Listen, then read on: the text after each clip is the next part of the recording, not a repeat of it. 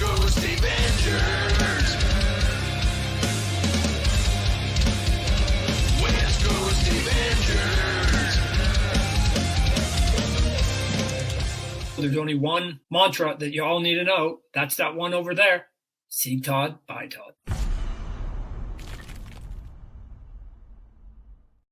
Todd. Todd's here. Oh no, it's just a god. Oh, it's God. Hello, God. Otherwise known as Christopher Tropenheim III, aka Comic Tropes. Hello, everybody. What's up, Dave? What's up, chat? Hello, whether you're chat. watching this live or later. If you're watching this live, well, it's the last day of the world. No, it's the last day of the year, and it's the end of the world, and we know it, and I feel fine. Bye. Yep. Should old acquaintance be forgot? You know, when I was a young boy. When I was a young man, my father took me into the city to see a marching band, Vanessa. Yes. It is the end of the year, and I think this may be the first ever New Year's Eve show I've done. And yes, I'm here with my friend Chris. You know him as Comic Tropes or Comic Tropes After Dark, or one half of Trash Movie Bonanza with Jimmy Jams Mafood. And tonight is unofficially brought to you by Swoon.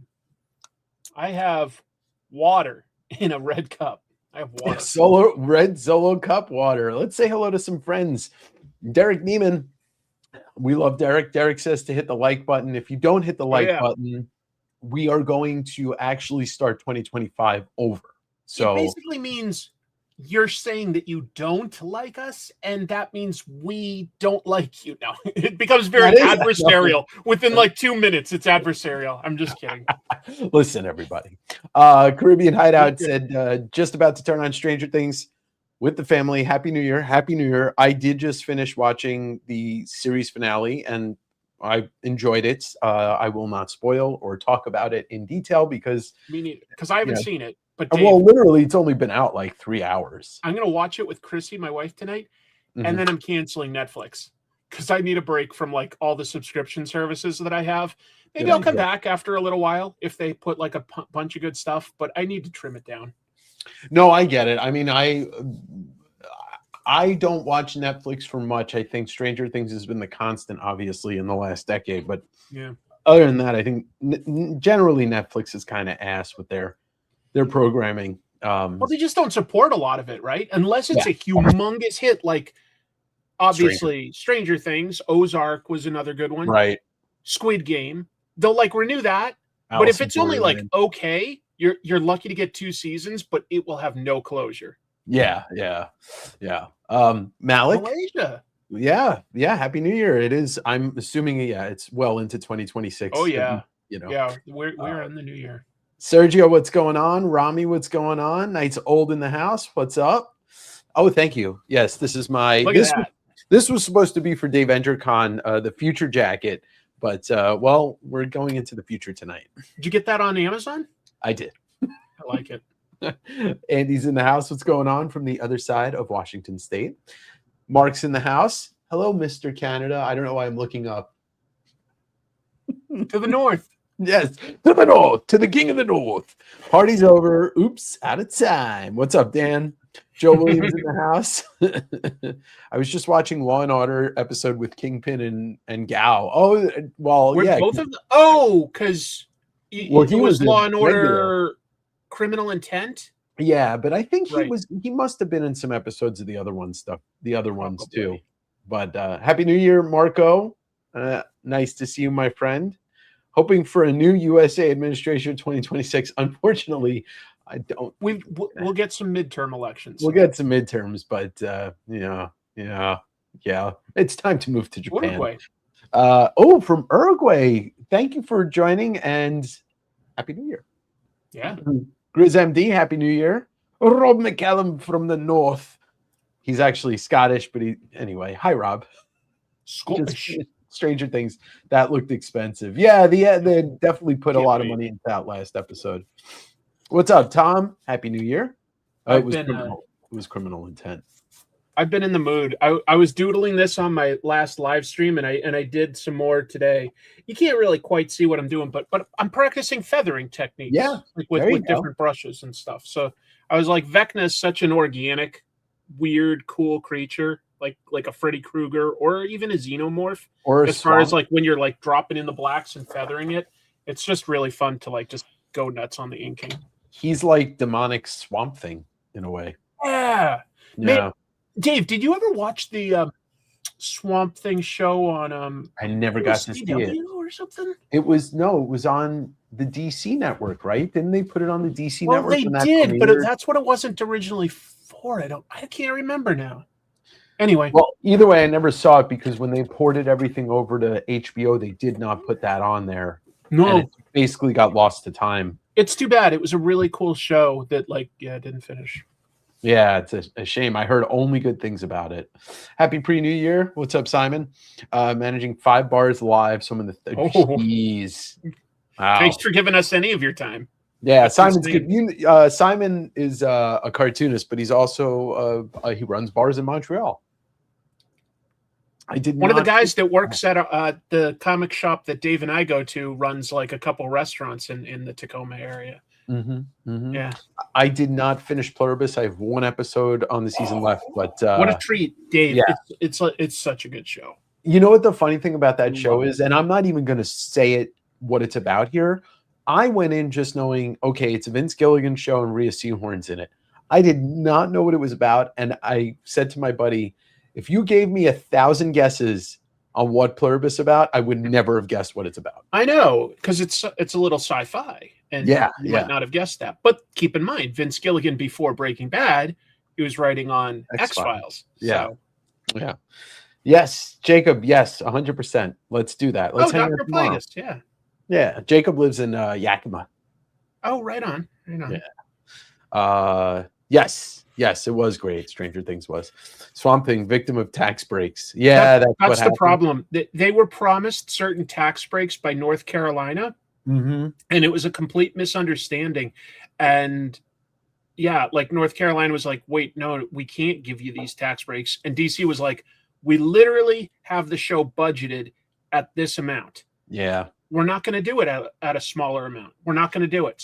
So they ended it that season early. So even if you find Right, it, it's there's only no 9 closure. episodes or something, right? It's like 8 or 9 episodes or something like that. Like That- something like maybe like 9 or 10 out of 13 intended Yeah, episodes. yeah. So it's very disappointing. Had that show come about now, Yeah, different story. It would have been, it would have had a bigger budget if they made it now. yeah. Well, You know, and also Now would that have you had say that, more. though, isn't that amazing that we haven't already got a big budget movie attempt at, say, like adapting an Alan Moore run or something like that? I mean, it is a little wild that we haven't got that yet. They might be a little scared that he puts a hex on whoever is involved in that after him not liking anything that they've done in the past. Yeah, here. Uh-oh, we're getting something already. What's up, Ian? Is that Alan Moore? It's me, it's Alan. I'm putting a hex on you if you adapt any of my stuff without my permission. All right, Mr. Moore. Who we won't. expected a perfect impression tonight? I'm Alan Moore. Did you know that Comic Tim actually interviewed Alan Moore once? Comic Tim did. Yes, Comic Really? Tim did. Yeah, it Hmm. was a weird interview on a basketball court. I'll send you the video. Yeah, I'll send you the video. What was Alan dunking? No, he was just sitting. It was weird. He was just sitting in the bleachers of this high school gymnasium. Yeah, that And- sounds like Alan. That Yeah, sounds and like it's Alan. weird because Tim asked about basketball and they talked about basketball for a little bit. So, Wayne, Happy New Year. Thank you guys so much for all the content you provided us this year. Well, Sergio, I mean, look, Chris does his stuff, which is way more informational and very deep researched. And I'm just a monkey buying comics and throwing them around and being like, look what I got. Well, I mean, we're hitting it at sort of different angles. I mean, there's Mhm. crossover stuff, but yeah, most of my stuff is edited analysis, and most of your stuff when you're editing it is like still going to be an interview or a visit to like a convention or travel vlog and stuff. And I do a little of that, but not like what you do. Well, I think that's the best thing about it is like we occupy different places in this community, in this space. Yeah. And what we should do is team up to do a show where we just get the comic a day or two before the street date and we read the whole thing to everybody. Yes, and we do it in character. Clearly, it has to be done. We did voices. That's transformative. Yeah, yeah. You know, like I'm Batman. Yeah, I'm Dr. Doom. How you doing? I'm from Latveria. You know where that is? You just take a left at Teaneck and you're in Latveria. Hey, Dr. Doom, it's me, Reed Richards. What are you doing, Reed? See you as usual, buddy. Reed, did that sexy wife come with you? Hey, don't you talk about her like that. I'll stick the Human Torch on your ass. Hey. Hello there. I'm the Human Torch. Have you ever heard the great it's on one of Norm Macdonald's stand-up albums, his sketch about the naming of the Fantastic Four? It's been a long time, but yes, I heard it a long time ago. One of my favorite comedians, and it is kind of funny when you think like, wait a minute, everybody is named what they do except Mr. Fantastic was just like, and I'm Mr. Fantastic. and you don't think about it because that's what like names were back then, like Mr. Terrific, and you just like, okay. But everybody else describes what they do. Right. He could have been like Mr. Stretch, and he was just like, no, I'm Mr. Fantastic. Your buddy's in here, the Steve Hey, Sorensen. Steve. He's here bringing a sugar-free Mountain Dew Baja Blast. We both like those. What's the plan for the show, boys? The two of you provide so much comic and media content every week for me. I'm so appreciative. Well, we're gonna hang out and talk. I do have. I'll show this off.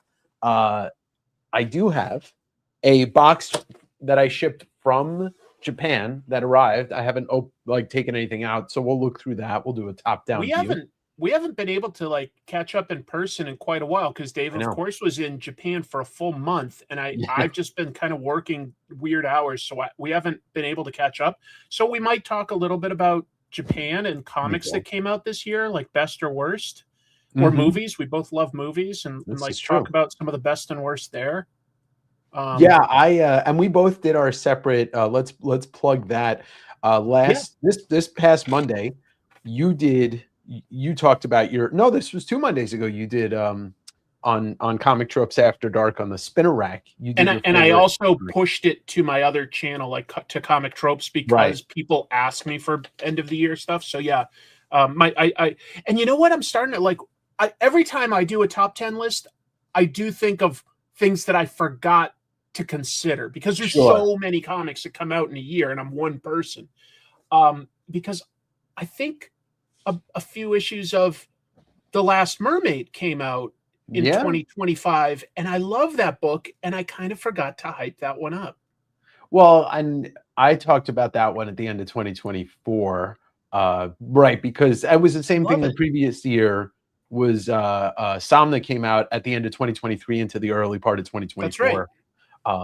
And then so you did yours, and then not this most recent episode of Direct Edition, but last week I did my best of 2025, and I just covered movies, music, and comics. But then I totally forgot about Andor. Like I totally forgot to talk about Andor. And I was doing my live stream to talk about things other than comics just 2 days ago. Yeah. And you were like, Andor came out this year. Because like I was like, oh, maybe Pluribus is best show or something. And then you were like, Andor. And I was like, holy crap, that's way up there for me. Like, and Andor was exceptional TV, period. Exceptional Star Wars.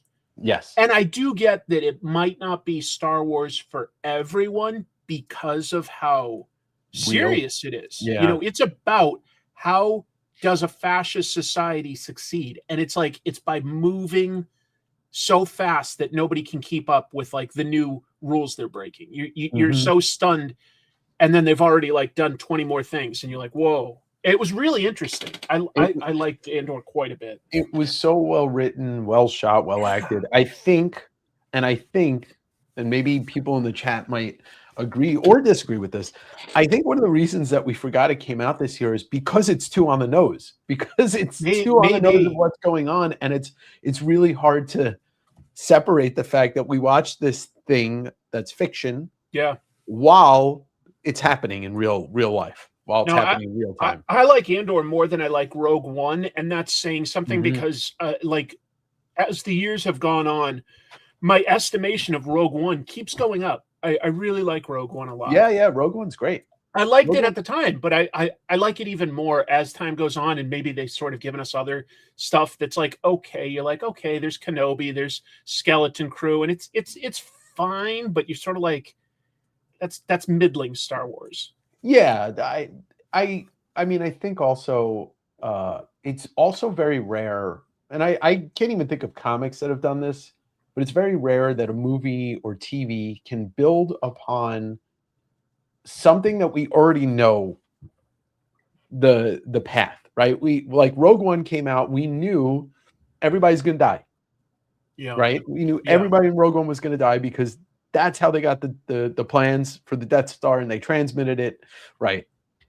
And now with Andor, they built upon it even more, knowing that everybody in Andor is most likely going to die in a terrible way. And we could get past that by going, but it's about something bigger. It's about how does the rebellion form? It's so like we think of the rebellion in a sense as an entity made up of individuals, but that's the entity that grows and survives, and that becomes very hopeful. Yes, and it's such a cool point where it feels like the bad guys, with one or two little choices, they probably just could have won. Right. Yeah, and it's just it's rare to see a property or any type of fictional property that we like, movie, TV, whatever, build upon itself going backwards. Well, yeah, it's not the same at all, but I would say that I look at the success of the Absolute universe, and it does build on the history of DC because we know certain things, and it has to have certain elements to still be Batman, for instance, but it has to be new enough that we're like, this is changing and it's more relevant for today or something, and different because it's a reboot idea, but a little similar too because it is building off of what we know.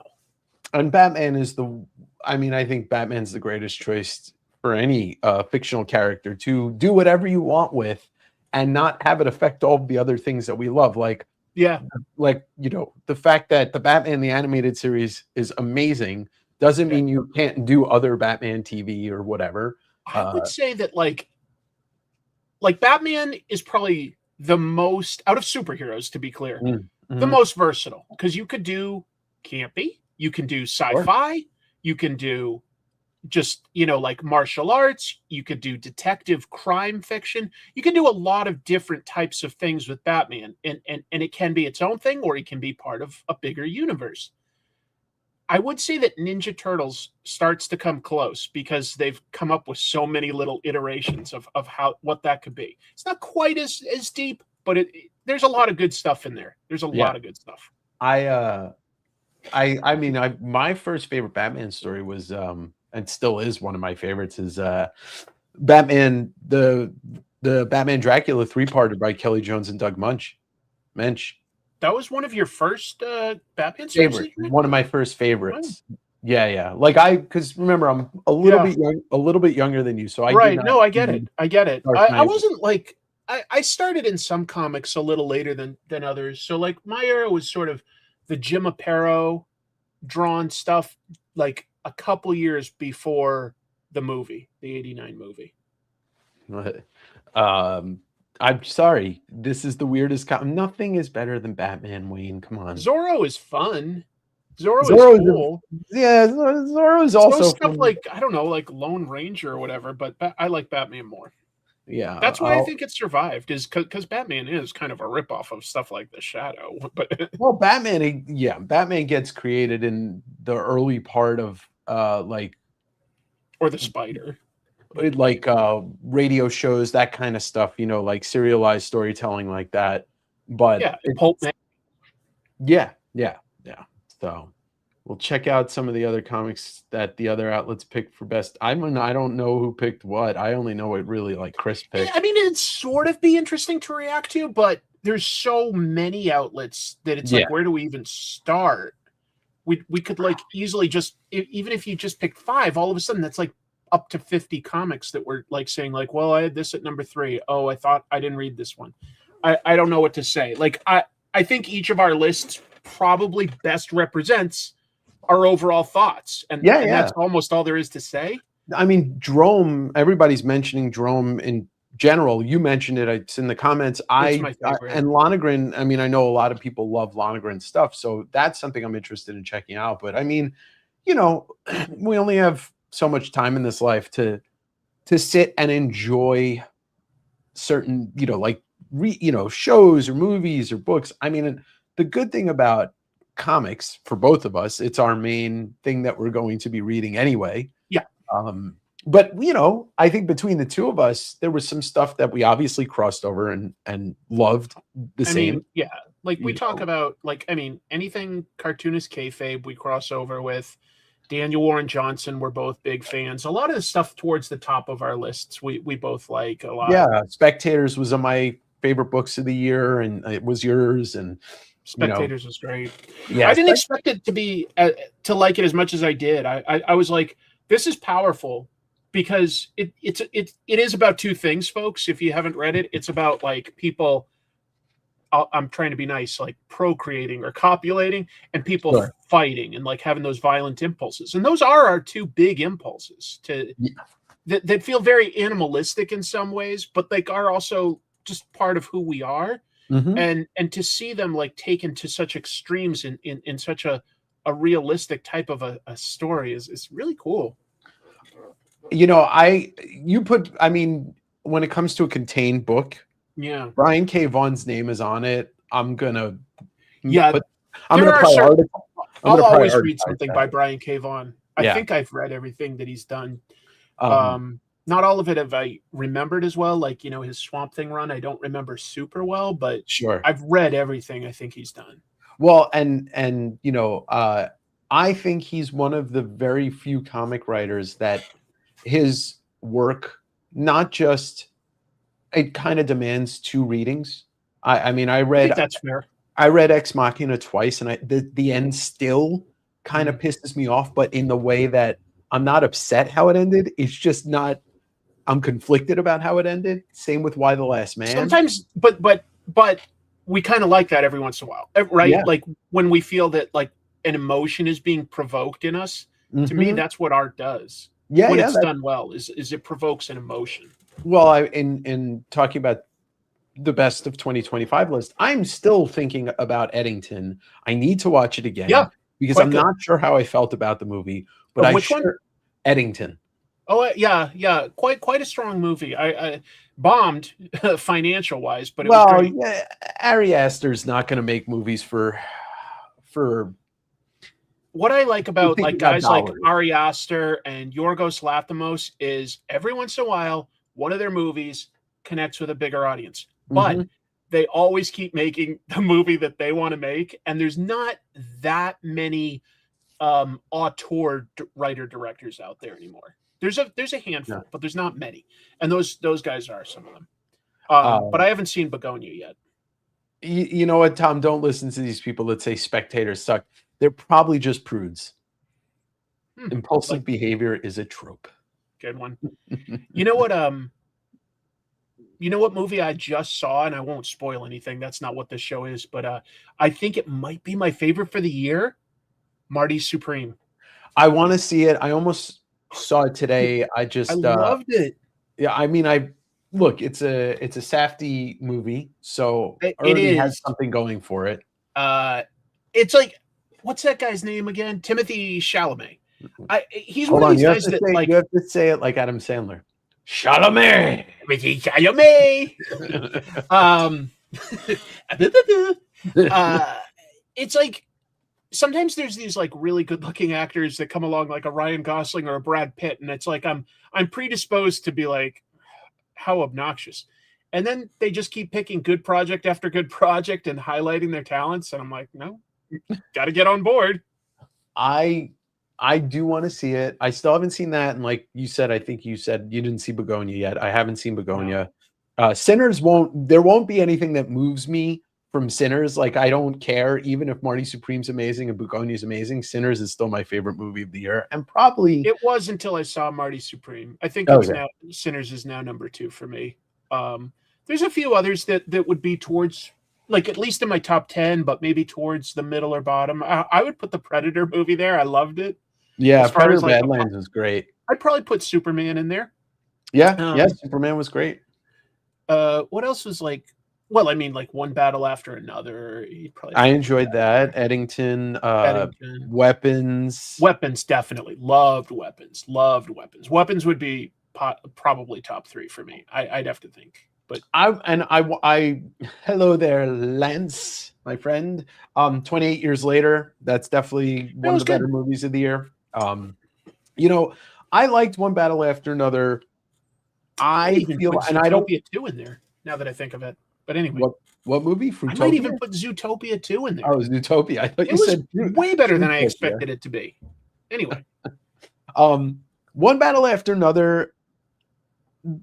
I can't go into spoilers. I don't want to, but that final act kind of goes off the rails a little too much for me. And I think with Paul Thomas Anderson, he's got his. I had this conversation today.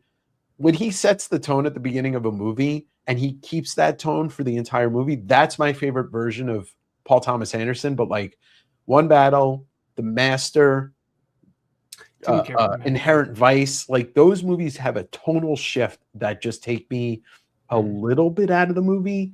But One Battle is saved by the fact that it's a great movie, whereas The Master is performance heavy. Yeah. You got me thinking of something because I'm always thinking comics. You know how there's some like movies where there's a twist and the genre changes? It's not super common, but like, for instance, From Dusk to Dawn, right? Yes. What's a comic that like totally surprises you because it switches its genre at some point? Let me think of that. And while I haven't seen it yet, but I do want to see it because I definitely want to see No Other Choice. By the way, poster by comic book cover king James Jean, and he's got a video out there about his process. Yes, that's a really cool video, folks. I love James Jean. A comic book that tonally shifts. I can't think of something instantly, but there's got to be some. There's got to be some. I mean, like, and I would think of it more as a graphic novel than like, anything serialized, because that's not. I mean, Spectators kind of shifts a little bit, but not halfway. A little, but it does it early on. And I think if something shifts within the first act, that's just establishing what it is.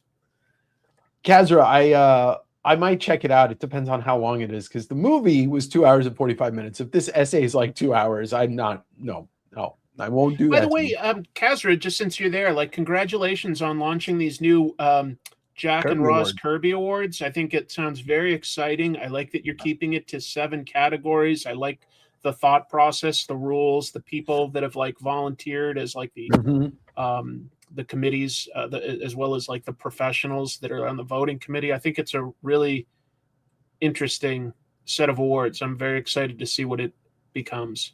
And Uncle Kazra, I'm proud of you for imagining that this would be a thing and executing it into an actual thing. So I'm proud of the fact that you did that and got it done. Jeff Whitty, Happy New Year's from South Korea, guys. Yeah, it's 2026 in South Korea. Annyeong. That's right. It's also I forgot, like I was watching on the plane ride back from Japan. I finally got to watch Past Lives, which was a fantastic movie. I don't think I know Past Lives. Celine Song's first movie. She directed The Materialist this year. An amazing special movie, but it involves people from Korea, and I hear them say Annyeong in the movie, and then I forgot about the entire joke throughout all of Arrested Development. Yeah. I'm a big fan of Arrested Development. Yeah, it's a great classic show. I know, Derek, I thought about wearing no shirt, but I wanted people to stick around. I'm glad you wore a shirt, or I would have been up here shouting out brain rot stuff like Unk is washed. 6767. It's about 30, 40 minutes. It's all over. Okay. Yes, of course. Hey, Kevin Street's in the house. Kevin, hello. But yeah, The Materialist was actually a movie I really enjoyed this year, and it's not the typical movie. I skipped that because it looked to me like it was going to be sort of just a traditional rom-com, but people are saying that it's more than that. Yeah, it's definitely more than that. I didn't expect. So the trailers didn't clue me in. Yeah, well, I love his jacket. Come on. There are movies that are marketed poorly. There was something I watched recently that I was like, they marketed that movie so wrong, and now I can't remember what it was. All right, take care, Ian. You know, one that I think has been marketed poorly is, it's not at the top of my list, but I'll probably catch it on streaming. The Hugh Jackman movie where he's playing Blue. Yeah, Song Sung Blue, where he's playing a cover band for Neil Diamond. I like Neil Diamond music. I think it looks like a happy story. They release it on Christmas Day. It's got Hugh Jackman. That should do well. Yeah. It bombed. I think on day one, it made $4 million nationwide. Weird. My parents saw it yesterday, and they said they both really liked it. Yeah, it looks good, but that didn't have many ads. No, it didn't. It didn't. Check out Cloud by Kiyoshi from Kiyoshi Kurosawa. Okay. Cloud. I definitely am trying to explore more Asian cinema, whether Korean or Japanese or whatever, just because I feel like it's one of those. I used to watch a lot of foreign movies. I don't as much anymore. And I just keep getting, it's interesting. I assume that this is cutting edge fashion in Japan. Jeff. Awesome.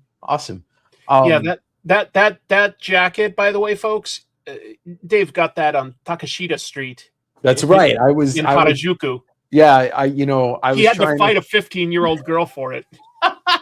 I was like, no, I'm kawaii. I'm kawaii. Kawaii? Kakoi. Kakoi? Cool. Oh, no, I'm cute. I'm kawaii.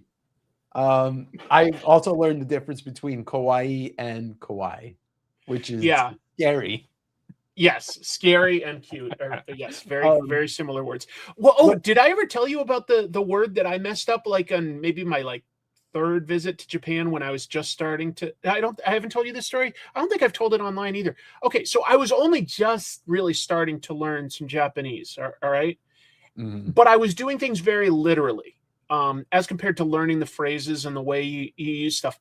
So I meant to ask a waiter for a glass of water. Now, folks, all you'd really say is "mizu kudasai," water, please. That's enough. Mizu, or just mizu. Very. Yeah, I'm just being polite. Yeah, be polite, Dave. It's a very I don't know whether it's called light context or heavy context, but either way, they don't need a lot of descriptors to understand what you mean. It's based on who you're with, where you are, time of day, things like that, and they intuit things. Okay, so "mizu kudasai." But what I said, or what I tried to say, folks, is I'd like a glass of water. And glass is something like ipai, okay? I did not say ipai. So I said opai. Opai means tits. So I basically just said to the waiter something about tits on water. And the guy was like, and I was like, I said that wrong. And I knew instantly. I was like, I said it wrong. I was like, water, and he's like, okay. And I had to I was like, Chrissy, let's remember what I said. We're gonna have to look it up because we didn't know then, but we looked it up when we got back to the hotel. I was like, oh no, opai. And then he would have corrected you and been like, "Do you mean milk?" But I wasn't even saying breasts. I was saying a crass way of just saying tits. That's what I'm saying. Is that's what I said. Opai, Gusai, and he's like, what kind of place you think this is? Happy New Year. And yes, that is Chris's new favorite drink, tit water. Tit water. Tit sweat, right? So what I was gonna say is, since I've since I've come home. What's up, X? My algorithm has been showing me certain things. Like I'm still getting some Japanese videos of like, oh, this neighborhood. But then it switched over to just Asian cinema in general. And now I'm getting videos on my algorithm from John Woo and Jet Li. And I'm like, oh man, I miss watching like Dude, the old John Woo movies and you know, old Jet Li movies. I especially miss the 90s Yeah. before the handover, because most of the Hong Kong movies these days are kind of like super pro Chinese government, and it's like there's still one or two that are good. But up through the 80s and the 90s, you'd get like stuff with the triads and like cool, like I don't know, just so much good stuff. I miss it. Yeah, I mean, Hard Boiled. I remember seeing Hard Boiled. That's like one of my favorites. Is great. Fist of Legend is one of my favorites. Yeah, I you know, and it's funny because that when I started getting into like the cooler comics, and my friend gave me Hard Boiled, I was so confused because I'd already seen the movie and I conflated that this Jeff Darrow Frank Miller book had something to do with the John Woo movie. Yeah. No, yeah, I know. Yeah, Hard Boiled I was lucky enough to see in the cinema back in the 90s. Wow. And then in the late 90s, after I graduated college, I worked in downtown Boston, and I'd often walk over to our Chinatown for lunch because it wasn't too far. I found this hole in the wall. This is before like internet was a big thing, folks. But bootleg DVDs, or actually, were they DVDs? They might have been no, it would have been still would have been VHS back then. Well, it was both, I guess. But I was like getting stuff like that was brand new, like The Ring, Battle Royale, Shaolin Soccer, and I would get that stuff for myself, and I would get extra copies for a bunch of my friends. Man, I don't know how I found out about John Woo, but because when Broken Arrow came out, I already knew who he was. Yeah. And so I have no clue like who turned me on, unless it was just one of those things. Because I used to go to maybe you saw Hard Target with Jean-Claude Van Damme. That was well, of course I saw Hard Target, but I mean, first of all, Hard Target has the greatest scene in cinematic history. He grabs the snake, punches it, bites the rattle off. Come on, it's like the greatest thing ever. And the greatest line, Uncle, there are villains nearby. I know, Chance. I smell them. That's right. That's Wilford right. Brimley just Wilford Brimley as the Swamp Uncle. Right, like DVDs came out in '97. I want to say is when the first DVD started. Yeah, I think you might be right around there. Yeah. But if you're from the East Coast, well, I know Chris, you are, and if you remember, if you were in the New York area in the late, mid to late '90s, Chiller and Weekend of Horror shows were in Jersey. And, you'd go to those shows, those horror shows, and there would always be somebody selling bootleg movies there. Yeah. And that's where I used to get some of the stuff that like we had no access to because it was only playing at like the Angelica in Manhattan and stuff like that. The coolest thing, like walking through Manhattan in the mid to late 90s into the early 2000s, was coming across street vendors that just didn't even have a table. They lay out the VHS or DVD covers on the ground on the sidewalk. Yeah, on a blanket. And it was always like $5. It was just like $5. And you were like, you were rolling the dice as to the quality of it, but if you wanted to see like Blade and didn't want to wait like 7 months for it to come out, you could get Blade for $5. Yep. Do you know what I vividly remember owning, and you'll appreciate this. The Curse of Michael Myers, the 5th Halloween movie, the one with Paul Rudd. Yep. There's a completely different version of that movie. The producer's cut. Yes, and I had that too. I had that VHS. Yep. I had that. That shit was so weird.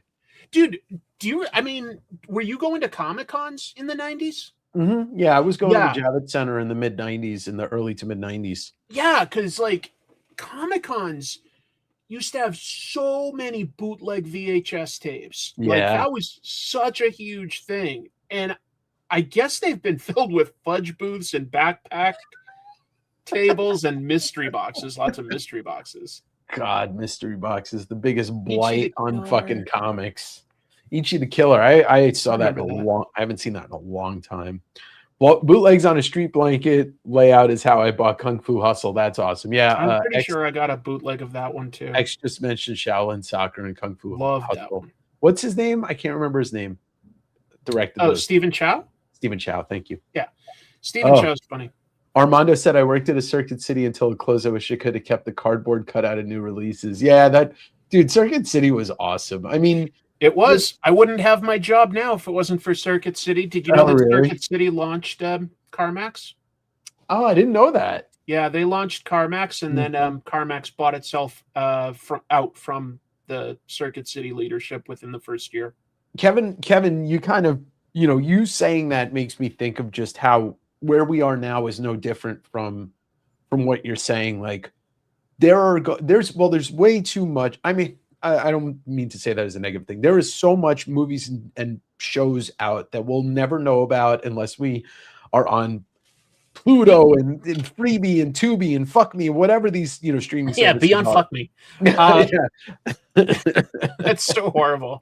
How dare you? You're degenerating your poor audience. No, but you know what's tough? Like that's good is that we can still Google like maybe a review if we're like, do I want to get this or not? If you're really on the edge and you don't know if you want to like risk it, because before there was even like bootleg stuff, you might go to like what did they have like Sam Goody and Suncoast? Yeah, Suncoast. What was the flip one? What was the other one of Suncoast? It was And there was Tower. They were owned by the same company, or they look like the same. It was that. Suncoast and like. But anyway, sort of yeah, a Hollywood Sam video. Goody, the Wall, Tower. I forget what the other one that is. I do too, but if you wanted to get an anime, that was $30, and there was no online reviews to double check. So you had to really pour over that cover and go like, I don't know, maybe. Well, yes. Wait, I mean, I don't remember Betamax as a person that bought it. I remember its existence because I had friends that had Betamax. Yeah, my dad would mention Betamax every once in a while. It was a slightly better picture quality, I will say. It was. I'll say this though, I'm now fully going back into rebuilding my movie library. Oh, fun. Because I no longer want to even deal with. It's not even the fact that movies disappear off streaming services.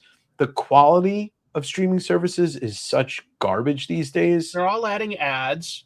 The price goes up like every few months. But it's like when you're watching something that's dark, the colors, they don't care about picture quality because of all the compression. So that's a good point. That's a good point. $1 a minute. What was $1 a minute? The 1-900 line is my show $1 a minute. Is that what we're degenerates? Yeah, everybody donate $1 for every minute we entertain you. Jim Lee was like a drink and draw in Seoul, Korea. That's awesome. I heard about that. I heard that he did that. Yeah. You got to briefly meet Jim. I did. We talked at Tokyo Comic Con. I pitched him to come on the podcast, Direct Edition. By the way, you can subscribe below. And if you're not subscribed to Chris, Comic Tropes and Comic Tropes After Dark, you can also do that below. Wait, what did you ask me? I'm sorry. What kind of a reaction? Like, what did you guys say? Like, literally, as much as you can remember. No, I talked to him. I said, "Hey, Jim, my name's." I introduced myself and I gave him my card and I said, I have a podcast that I'd love to have him on. I told him, I said, I just had Mark Silvestri on, and I said, frankly, I'd love to interview every single one of the Image founders at some point. Eric Todd. Yeah, Eric Todd and Mark, and I'll have Wills on at some point soon. And I said, I know you don't do a lot of interviews, and basically his reaction to me was, he's like, yeah, they control the interviews I do, and I don't do a lot. He's the president of the company, which exactly when we think about it, it's like he was maybe the president of Image Comics, which meant nothing in the 90s. They just, they didn't. No, I think like Kirkman is called the president now, but it's not like he has extra duties. But him being the president, he's like, they really control what the interviews I do. And then he said to me, he's like, I've never even done a podcast. I said, I know. That's why I want you to come on my podcast. And what he said to me is like actually really sweet. he's like, he's like, if I ever do a podcast, he's like, I have to do Tim Ferriss's first because we went to school together. And Tim is a huge comic guy. He's had Todd on and he's had Frank Miller on.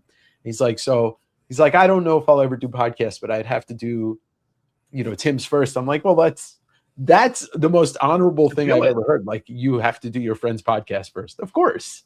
Do it. But yeah, sometimes I'm surprised that even though he's big, his time is super valuable, but it's like, what outlet do these guys have that reaches more people as easily as the stuff that goes on to like either YouTube or podcast feeds? I'm like, are you getting more views on like an interview on comicbook.com? No, you're not. There's no way. No, not at all. And I'm not trying to throw like one of those sites under the bus, but I don't know. Like, well, you're 100% right. I think about this a lot, and everybody that is in this chat either reads comics, maybe in comics in some way, shape, or form. There is no longer comics in the mainstream media, right? Unless something like, okay, Absolute Batman sells Absolute line sells 8.2 million copies, then the Hollywood Reporter picks it up. But there is no mainstream comics media, and what you do, what I do, what people like Uncanny Omar does, or whoever we insert, interview people, what Cartoonist Couples Counseling Podcast gets what they do is they speak to their audience and they bring that person to talk about their work on. There is no more direct way. I mean, what I talk about on the podcast is I'm just continuing the tradition that fanzines did in the 60s, 70s, and 80s and 90s, where they interviewed people, and those fanzines went to people that were buying comics. They speak to the most engaged audience. Mm-hmm. You know how I do, like, I talk about comic book news every week on my show on Monday? Yeah, of course. Now, of course, some of those I'm pulling off of maybe it went to Bleeding Cool, or maybe it went to CBR or something. Most of the time, it's these three things, though. It's a Marvel or DC or Image press release that just went to everyone, and I'm reading from the press release too, and that's fair. It's actual news, like, a comic book store got robbed, or, Superman sold for like a record amount of money that sounded a little interesting. Or I'm picking up the news myself and creating it because something is trending on social media, like people are accusing someone of AI or something like that. Like I'm like, well, that isn't like one of these news sites has it, and I'm regurgitating it. So yeah. But what you do, and I, Hard Nips, yes, they are. The Ferris is a big comic guy. He actually grew up on Long Island. I don't think we ever ran into each other, but yeah. But no, what you do, Chris, and this is not blowing smoke. Like I watch the Weekly Spinner Rack, unless I know you do. But you also, when you're talking about the news, you're also engaging with what people are saying, which gives a personal feel to the news delivery. And plus you're also talking about stuff that like wouldn't even qualify as news. Sometimes it wouldn't. But unless for anybody else talking about it, it wouldn't feel like news. But when you talk about it, because you have also been doing what you do for 2 decades now, you've been, working in or around comics for longer than that. And if I count like doing like, small press and indie stuff. Yeah. That's still, I mean, you're a person that's in Happy New Year, Dave. I'm down for that, Wally. I'm down for that. But no, I think what you do engages a lot more than a stupid article that, and I know you as a person are fact checking a lot of things too. And that's a huge part of it. It's like that's cool. Bleeding Cool mentioned you. Oh, I didn't know that. Maybe they called you the most handsome. They probably are talking about when I talked to Scott Snyder at New York Comic Con, and I put together how he told the exact same story that he'd been telling about, like, we got a guy writing a horror book, writing The Demon, blah, blah, blah, blah, blah. He told that exact same story, but didn't say the demon. Instead, just said James Heron. Like James right. Heron. And And I so was like, thanks for the scoop. But Yeah, that and was for funny. me, I mean, I'm not. Thanks for all the compliments, guys. Oh yeah, of course, Yeah. appreciate. No, I mean, obviously, like we can stop because we respect each other and we talk like shop and stuff when we get coffee. So like, yeah. But I just think it's you know, I want to continue doing what I'm doing so I can keep having these conversations with all these creators and, you know, whoever else. I mean, you know, it's funny. I reached out to I don't know how to say his name. Yaya Mateen, the guy who's playing Wonder Man. Yes. I reached out to his publicist to try and get him on the podcast because I'm like, I was thinking about like, they're not promoting this show at all. And it comes out in like 2.5 weeks. It is weird how little Marvel's promoting this. And I get nervous sometimes, but then some of their stuff, like I like more than I expect to. So I don't know. Yeah. You know what? Look, how many good Wonder Man books have you ever read? Wonder Man? Yeah. Maybe like 2. I like the and honestly, one of them I'm not even allowed to like anymore. Yeah, so what I'm saying is like, you know what I mean? The amount of Wonder Man books that people talk about is almost next to nothing. The show doesn't really have a bar to get over. So like, I'm sure it's going to be entertaining. There's nothing that I'm basically going to go into this not knowing anything about Wonder Man besides that he exists and he's an actor. That's the only things I know about Wonder Man. So, you know, Wonder Man comes out, I think in, January 19th or January 20th? It's like 2.5 weeks. Yeah. So, but anyway, I'm looking forward to that in 2026. Obviously, there's a lot to look forward to in the movie TV space. It's interesting. Besides Armageddon, when it comes to like Marvel, I don't know anything else that's happening this year with that company. I mean, I read Fantastic Four and Infernal Hulk, and I like both of those. But like, is there anything? And the Ultimate stuff, but the Ultimate stuff's ending. Yeah, but is there anything coming that you know of? Like that's the thing. You know, I know certain people are working on books in the independent space that I they're not announced, but there's creators that are working on stuff. One of the guys who's working on something that's probably going to come out next year is this guy, Mr. Sanford Green. Oh, I was going to say, you should show, like, I know you did a short video unboxing them, but you should show the 2 covers that you got. Yeah, let's do the top down here and folks, get that. Here's how behind I am on things. I thought today was Tuesday, so I didn't go to the comic book store.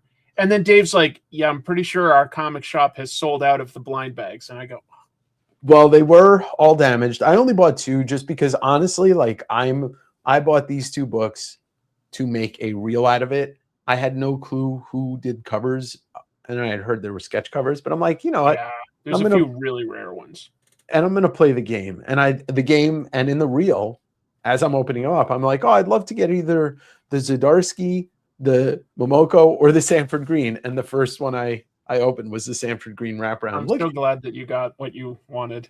You know, I've been thinking about, Sanford's a good guy. We're friendly. He might be watching right now. Kevin, they all have spine ticks. I talked about it on my show, and that was something that also wasn't in like news sites. It was, I had seen a video by a collectibles dealer, Big Clutch, Sean Kirkham, and he opened a few, and they stacked them perpendicular because the bags don't quite fit. So of course that creates pressure on the book, and like every single spine has a few ticks. It depends how much you care about that. Like I don't care about that.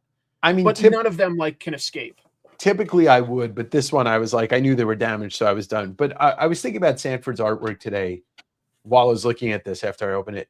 He's got to be, I would put him as one of the most unique artists out there right now making comics, because like, I look at his work and, I know his influences, and he does not wear them on his sleeve. Like, he is a big fan and comes from the school of Michael Golden, and I see it a little bit, but his artwork is extremely unique. Right. It's easy to sort of say, oh, such and such has an energy to it. There's a manga influence. It's like, yeah, there is that, but there are other things going on here. There is some indie influences here. Mhm. And I would even like look at that, and I'd have to ask him. I don't know Sanford. You've been able to meet him. I would love to ask him if anybody along the lines of like, you know, an Alan Davis or any British artists have influenced him, just because of the way he shades certain musculature. And that might not be true. Yeah. But I'm just curious. But anyway, I see a lot of different influences, and what's cool is that none of them are so obvious that like you're like, oh, cool, you know, he's trying to do a J. Scott Campbell thing. No, like Sanford No. Green is very much his own artist, and I love that. I He really is. do. And I feel ashamed that I didn't mention in my best of the year Bitterroot. You know, the I also wish I'd at least said that as an honorable mention, because Bitterroot was a fantastic discovery for Yes. me this year.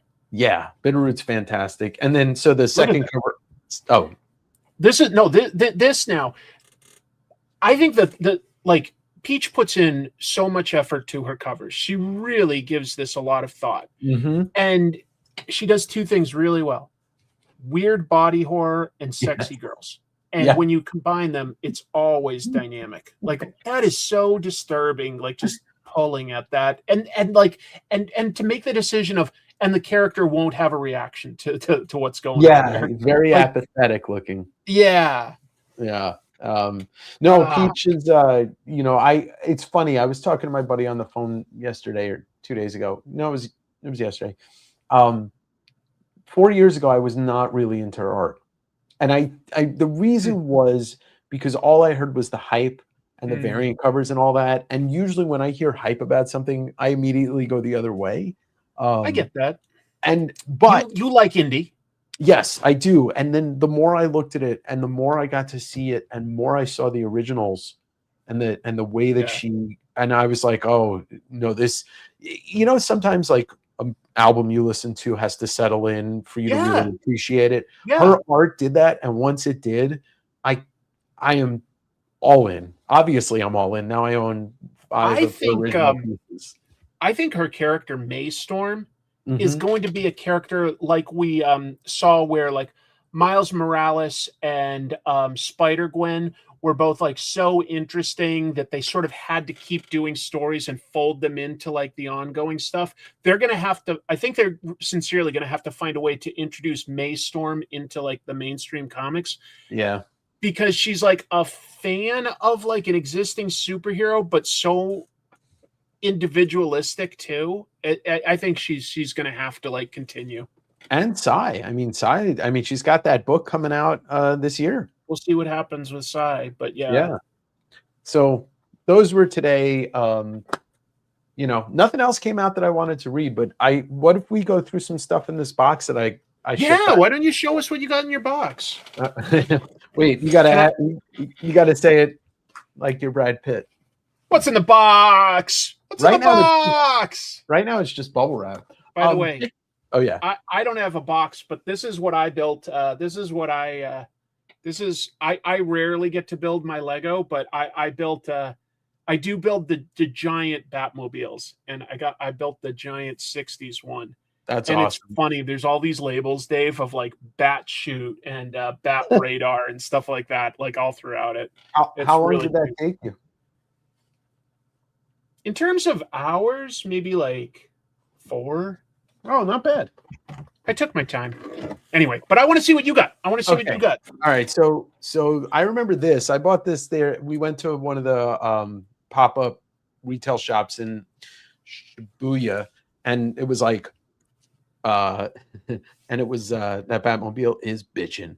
And there was everything. It was Star Wars, it was Akira, it was Marvel, it was Dragon Ball. And so I bought this cool, I guess I remember this is Vader. Remember, I did buy this a month and a half ago, so you know, forgetting some stuff. Oh yeah, check that out. Oh yeah, like I've seen those.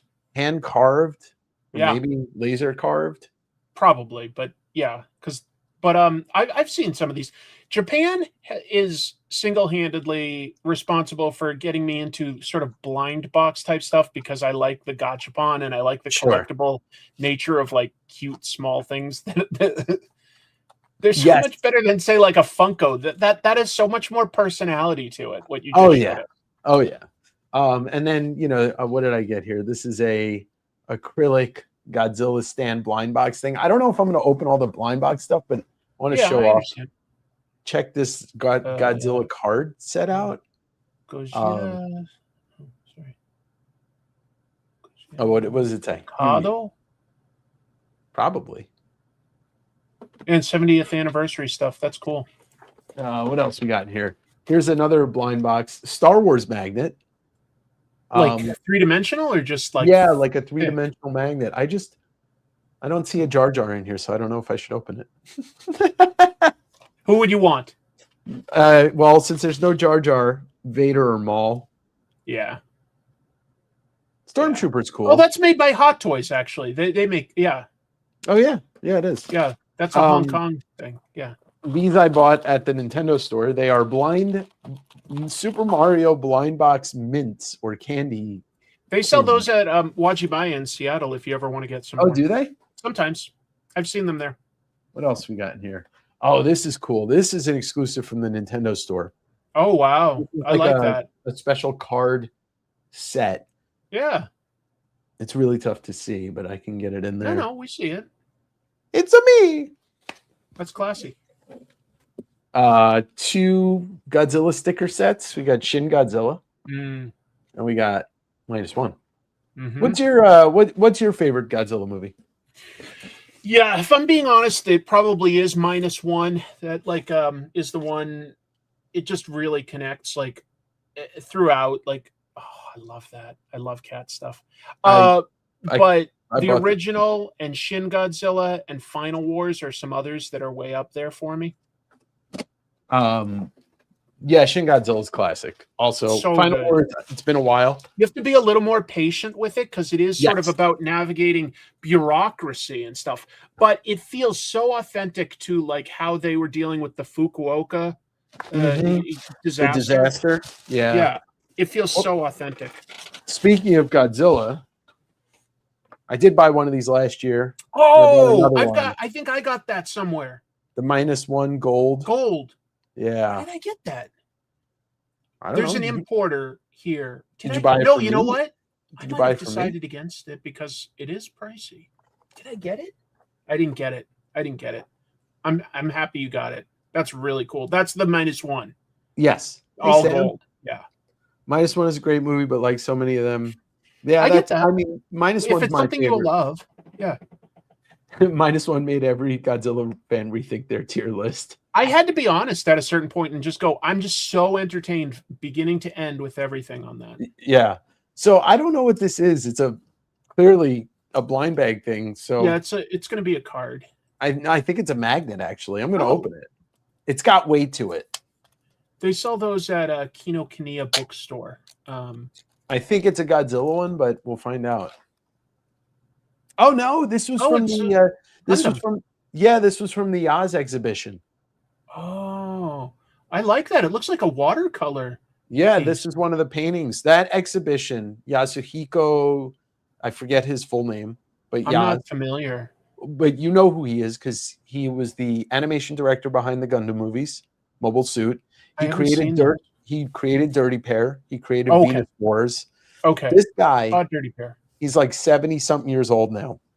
Wow. One of the most talented people to ever exist. You see this exhibition, it's original manga pages, it's paintings, the full size, like 30 by 40 paintings. And there's so much respect for manga and sci-fi artists and stuff in Japan. Like there's always an exhibition in the city for something. And it's so much more rare. Like, I don't know. We just don't get that other than like, you know, maybe it's at Comic-Con. There's a Frank Miller exhibit, you know, nearby. Kevin, yes, it's a magnet, but that is a painting. Yeah. I can show off the catalog too. Honestly, that's like one of my favorite things that you've shown so far. What is this? Oh, this is Screaming Mad George. You know you know who that is. I do, and I think I'm gonna like ask Jim sometime soon to on Trash Movie Bonanza watch the one movie that he co-directed, really, The Guyver, based on. Oh, I didn't know he directed The Guyver. Special effects guy, but he co-directed the first Guyver movie. Well, so he was at Tokyo Comic-Con. I got a photo with him. Oh, you did? I didn't see that, dude. Let me hold on. I can pull up the photo. Lots of respect for Screaming Mad George, one of the best practical special effects guys out there. Very underrated. I mean, Very he did a lot of stuff. What was it? The second Nightmare on Elm Street movie. He did. I think so. But yeah, he's done a lot of stuff. For music heads, I'm pretty sure he created the Slipknot masks. That sounds right. That sounds right too. Yeah, Destoroyah is a great villain. Some underrated villains, in my opinion: Space Godzilla, Destoroyah, Hedorah, the Smog Monster, I think is a cool idea. Biolante is a fantastic one. Mark Hamill was in the Guyver. He just plays a CIA agent, but since he's kind of like the only named person, he's right on the cover, and they make it look like he's the Guyver. He's not. He's just a CIA agent. Maybe I misspoke. Maybe Yaz is the artist behind Dirty Pair, but there you go. There's me and Screaming Mad George. Dude, that's the coolest. I didn't know you met him. Yeah. I didn't know he was there, and then I walked past. Look at that. This, hold on. That is so good. There we go. Did you post that stuff to socials? I think I posted this, but I started to lose track of what I posted and what I didn't post. I do that when I travel too. Yeah. These are good. What else you got? And then the last thing in this box. I think this is the last thing in this box. Let me see. What's in the box? Okay, not what you think it is. All right. Yeah, I think it's an action figure. Oh, it's a bunch of the Akira blind boxes. Yeah. So do I have mine nearby? So I opened one. Yes. Hold on. He's screaming the picture. That's right. I've never seen Maycross. Do you remember Love? No, me neither. I'm afraid. I'm sorry. Well, mine's not cheap either. The only one I opened so far was the Canada. Oh, I'm so glad you're so lucky. That's the one that I wanted because I've opened a few of these and I've never gotten the bike. That's the one I want. Well, I probably will be selling some of these at the next sale, which is on Wednesday or Tuesday. Unopened? Or both days. Yeah, I only opened one, so I'm going to be selling the ones that are unopened so that people can have the joy of blind boxing. Because look, I could have brought home a suitcase full of just these. I was like, you know what? If they sell and every one of them sells, when I go back next year, I'll bring back like a case of each of them. They're cheaper where you got them. Those are also at our Seattle Kinokuniya. Yeah. Not always, just to be clear, folks. But they come and go. And they go fast when they come in. Of course they do. And then they are marked up. So yeah, that was just I love those. Those are all really nice, those statues. You got some good stuff. I have some blind bag. I do, it's really funny. Jacob said, let me go back to this view. Jacob said I have some blind bag. Yeah, I did open the Ultimate Endgame ones today and get two of the two that you mentioned that you wanted. Yeah. And when I did the DCKO, I literally say in the video, I'm like, I'd love to get the Danny Warren Johnson. I opened it up and I get the Danny manifested it. Yeah. You manifested it. Sometimes you can just manifest. I also want to give a shout out to this Pea Coffee. Now, I didn't post the video for this. I don't want pea in my coffee. It's not PP. It's yeah. So if Jim and Dave will attest to this. Yeah, I'm a coffee snob. You know this. I'm a coffee snob. I love good coffee. Yeah. And I will go 10, 15, whatever minutes out of my way to get a good cup of coffee. Sure. So we were walking somewhere. I can't remember where we were walking to. I think we were walking to go to Vanilla Gallery. And one of my favorite covers to Love and Rockets. Great shirt. We were going to Vanilla Gallery. And I was like, I really want to go get a cup of coffee. Vanilla Gallery, I think, is in Ginza. Ginza is a really nice area. And I was like, guys, just trust me on this. And I took us to a place, parking lot coffee. There was an actual coffee shop in an underground parking lot. And the parking lot was so big. We were at one end. You couldn't see the other end of the parking lot. Underground. And so that's the name of this place is Pea Coffee. If you're in Tokyo and Ginza, check it out. It's a very unique, very tasty coffee shop. That's awesome. Yes. And Chris, you said it. Thank you, Dr. Plagueis. I appreciate you. So yes, I got this when I was with you, Dave. that's right. When we went to Short Run That's and right. Fantagraphics. That's By right. the way, speaking of Fantagraphics, I am going to be recording an interview with Larry Reed, the store Oh. manager of Fantagraphics, who's also been, Sure. probably the longest employee of Fantagraphics that isn't Eric Reynolds and Gary Groth. Wow. And he also is like embedded in the art scene in Seattle and the music scene. So like he's got stories about Nirvana. Good. He's got stories about Oh. all that stuff. Yeah, all those guys that were coming up like Mudhoney and Alice in Chains and stuff around here. Speaking of Mudhoney, they're playing in Tacoma tomorrow night. I'm very tempted to go. Dude, I think you'd regret it if you didn't. Well, I've seen them play a lot of shows before. So Okay, I didn't know that. Okay. Yeah, they I saw that. The Fantagraphics just announced for the 50th anniversary they're doing a reprinting of Love and Rockets and BEM, that first self. Did you happen to see? I showed it briefly on my show. Did you see that I got the I box did, right yeah. here? The The guys that work at Panel Bound Comics like a very offered me a nice gift gift. card, like, and I was like, I couldn't resist because that I've talked about it before, that I've wanted this Sure. box set. I know. Yeah. It's It's so it's heavy. a I'm trying big to one. pick it It's up a to show it to Titanic. everybody, but it's really heavy. It's the first 50 issues of Love and Rockets as a box set. I'm That's so crazy. happy to have this. It's one of my favorite indie books. Some of my favorite indies would be like Love and Rockets, The Crow, Ninja Turtles, The Tick. Those like all stand the test of time for me. And I get it. Like I just rattled off stuff from like basically late 80s, maybe into the 90s. But that's when I was discovering this stuff. And yeah. there's a nostalgic factor to it all. Well, and the other thing is like the Love and Rockets. It's interesting. I'll admit this to my audience. I have never been able to really get through Love and Rockets. I've tried. I haven't read some of the most recent stuff in the last couple of years, so But I have to catch up. I could look at their artwork all day. I think I have to admit, I'm a bigger fan of Jaime, but I do like both Jaime and Gilbert, and yeah, they're awesome. They're just awesome. Oh, I appreciate that. I remember you talking about that on one of your recent live streams. Yeah, it was my favorite album of the year, and I think it's one of the best albums in a long time, and it's fantastic. Anybody you're more plugged into music than I am. I feel bad. I have the hardest time keeping up with music. Yeah, you said that on your live stream.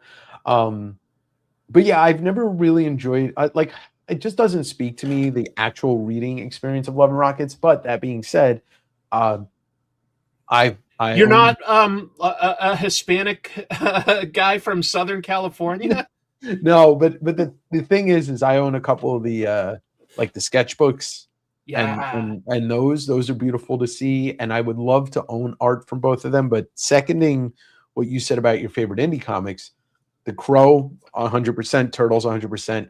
I'd just like to highlight what you said about still holding up. I reread the first Tick trade maybe like last year. I reread it. It made me laugh just as much as it did 25 years ago. Ben Edlund is a treasure. It's weird. I've always been a fan of him, and I've told this a little bit on some live streams. He grew up in like about 2 towns over from me. Right. He's a few years older. So I was like maybe middle school, and he was finishing high school when The Tick was coming out. But it was published also by my local comic chain. Yeah, New England Comics, yeah. So I got to meet him like when it came out, like for some signings and stuff like that. Cut to, he leveraged The Tick so that he was in charge of a Tick cartoon. Yes. He got into Hollywood, started working with like on shows like Buffy and Angel and Firefly, worked on Supernatural for like 10 years. A few other really good shows that I've always enjoyed. It's been a delight to follow his career. And for some reason, I guess like when I put out my episode about how much I like The Tick, he saw it, and we follow each other now on social media, and every once in a while he'll reply to something I post. And Dave, it's just like it's like when you've got a hero that like just says something nice every once in a while or is aware that you exist, it makes me like want to do a backflip. It's Yeah, incredible. totally. I understand that feeling. Why don't you? You've never entertained the thought of possibly interviewing him? I've got it in the back of my mind if he had something like a big personal project. I don't really want to try to like reach out in the middle of nowhere. I'd want to do it with something that he wants to promote so that he gets some benefit out of it too. If that makes Fair sense.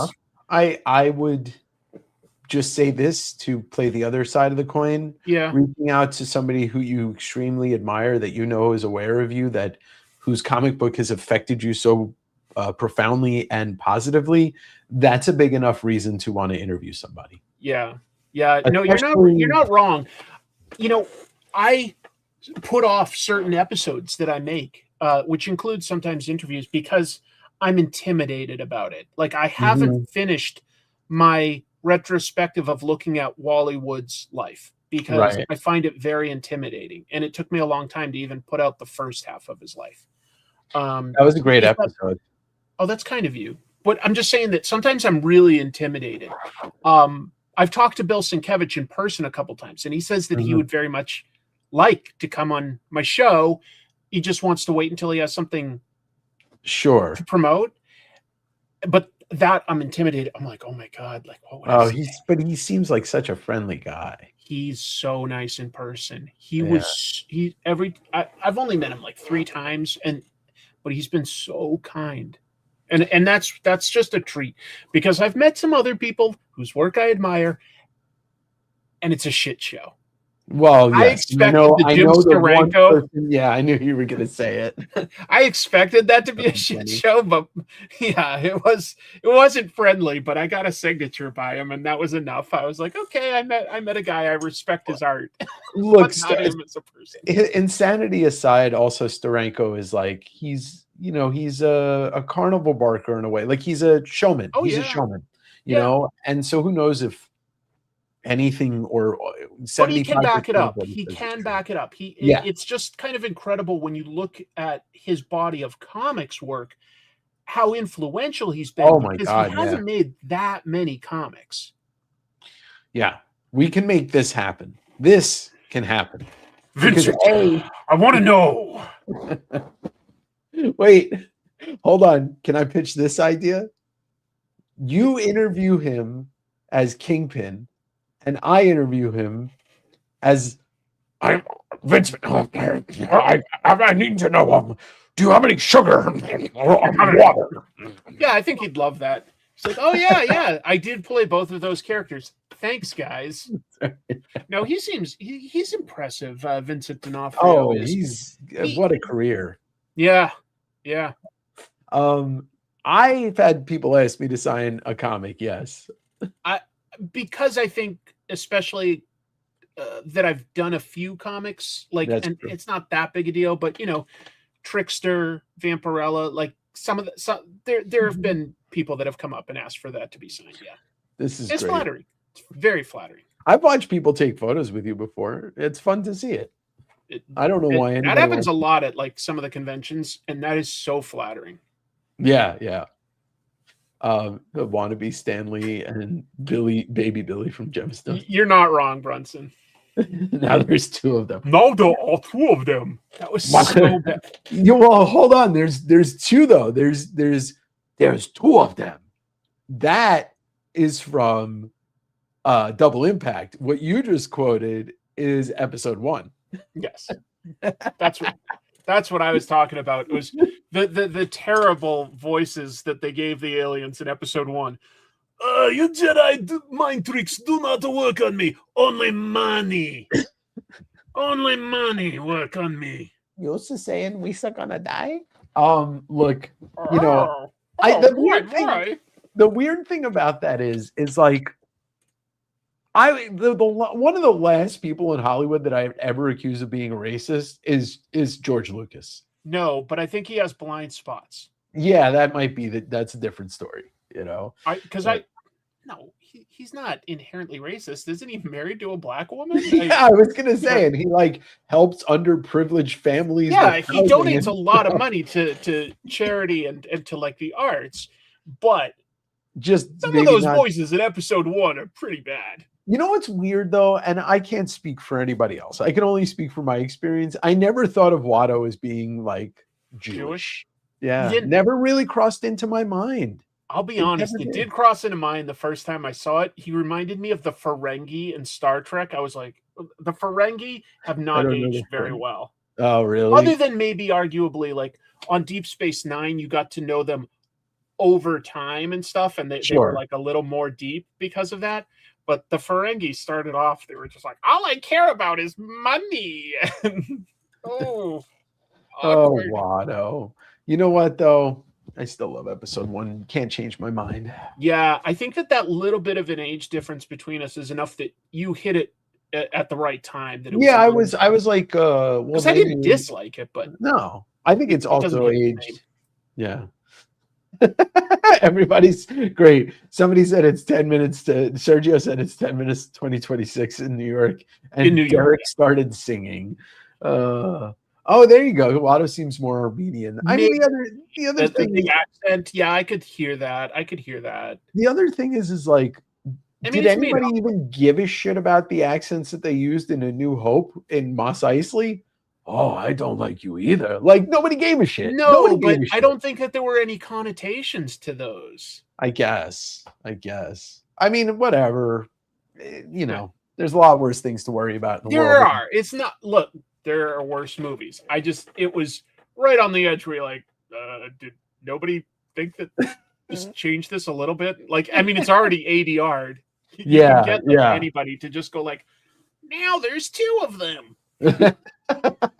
You know, I used to quote the Double Impact one like as soon as I saw that movie because Are it you was talking about the Jean-Claude Van Damme, Dennis Rodman where movie? he plays brothers, and in the trailer was that line of one of the bad guys in the suit. He's like, "Now there's 2 of them," and that I was must be thinking of the wrong Jean-Claude Van Damme movie. yeah, where he plays twin. Well, brothers. I'm thinking of Double Team. Yeah, Double Impact was when he was twins. Yes, Double Team is the one with Rodman. Rodman. I was yeah, thinking of Double Team. You're Double Impact. You had it right all along. Sorry. Some of those Jawas were from Brooklyn. I mean, you know. Hey, did you not get any Jaws gachapon or blind bag type stuff over there? No, I got the Jaws gachapon last year, but I didn't. They took that machine away. I did not see it again. They rotate. I just feel like they rotate in Jaws and Back to the Future and Star Wars a lot. Over there. Yeah, they probably do that kind of like on a round robin. Different stuff. I did get you a couple of things, but I don't want to spoil them for you. But one of them is it's a gachapon of a thing that you love, unconditionally fucking love. So, you know. Oh, think of it. What's a property that you unconditionally love for the most part? A property I unconditionally love? Yeah. I mean, the first things I think of are all comics. But the way you say property makes me think of like movies and TV and stuff. It's a comic. It's everything. Oh. Do I like Jaws? I mean, I love Jaws the Revenge NES game. I played the shit out of that when I was a kid. I used to have a Jaws the Revenge movie poster. It's objectively the worst one. I disagree. I think 3D is the worst one, and then Jaws, because Jaws the Revenge has the charm of a trash movie bonanza movie, where like you may think it's garbage, but once you start talking about it, you love it because it's so bad. Where Jaws 3D is just so bad. I'd have to think about it some. They're both pretty bad.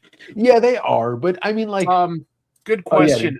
I thought of a place to look. It wasn't there. But Chrissy thinks that she has a good idea. She's reorganizing one of our rooms, and we have some file boxes. She thinks she may have at one point put that in there. So we've got another place to look. It's not TMNT. I'll just spoil the property. It's Transformers, which Chris, I do like Transformers. Yeah, I'm sorry that it wasn't coming to me because okay. like there's so many things I'm going like I don't know, Star Wars, Spider-Man, TMNT. By the way, chat, you feel free to vote for this. My sense for where comics are, even if I don't own them and it's not my house, is better than most people. I'm like a dog in that way, you know, like a bomb sniffing dog. You let me in your house, I will find that manga. There's a I'll just be bunch like, of different stacks to look through, but yeah. it's here. And then you're going to be like, no, that's the kitchen. And then I'll go into the kitchen and I'll look under the cupboard and I'll be like, see, it's right here. It's terrible that I don't know where I put something this important to me. And what's most frustrating is I bought a bunch of manga all in that one visit. It included like the you said the Spider-Man in there. I got the Spider-Man manga. I got the whole Billy Bat run by Naoki Urasawa. I got some cool horror manga. I know where all of that is. The one thing, because it was so important, I put it somewhere to protect it, and I don't remember where. And you also say you have the Terubi-kun, the Moon Knight manga? Like you have one of those? There were like 10 or 12 issues, so I only have the first one. Jesus, you only have the first one. Yeah, the coolest one. Yeah, it's cool. I'll find it someday. Do you know how hard that they are to find? I mean, seriously, how like I the think job it might be slightly overrated how hard it is. No, it's not.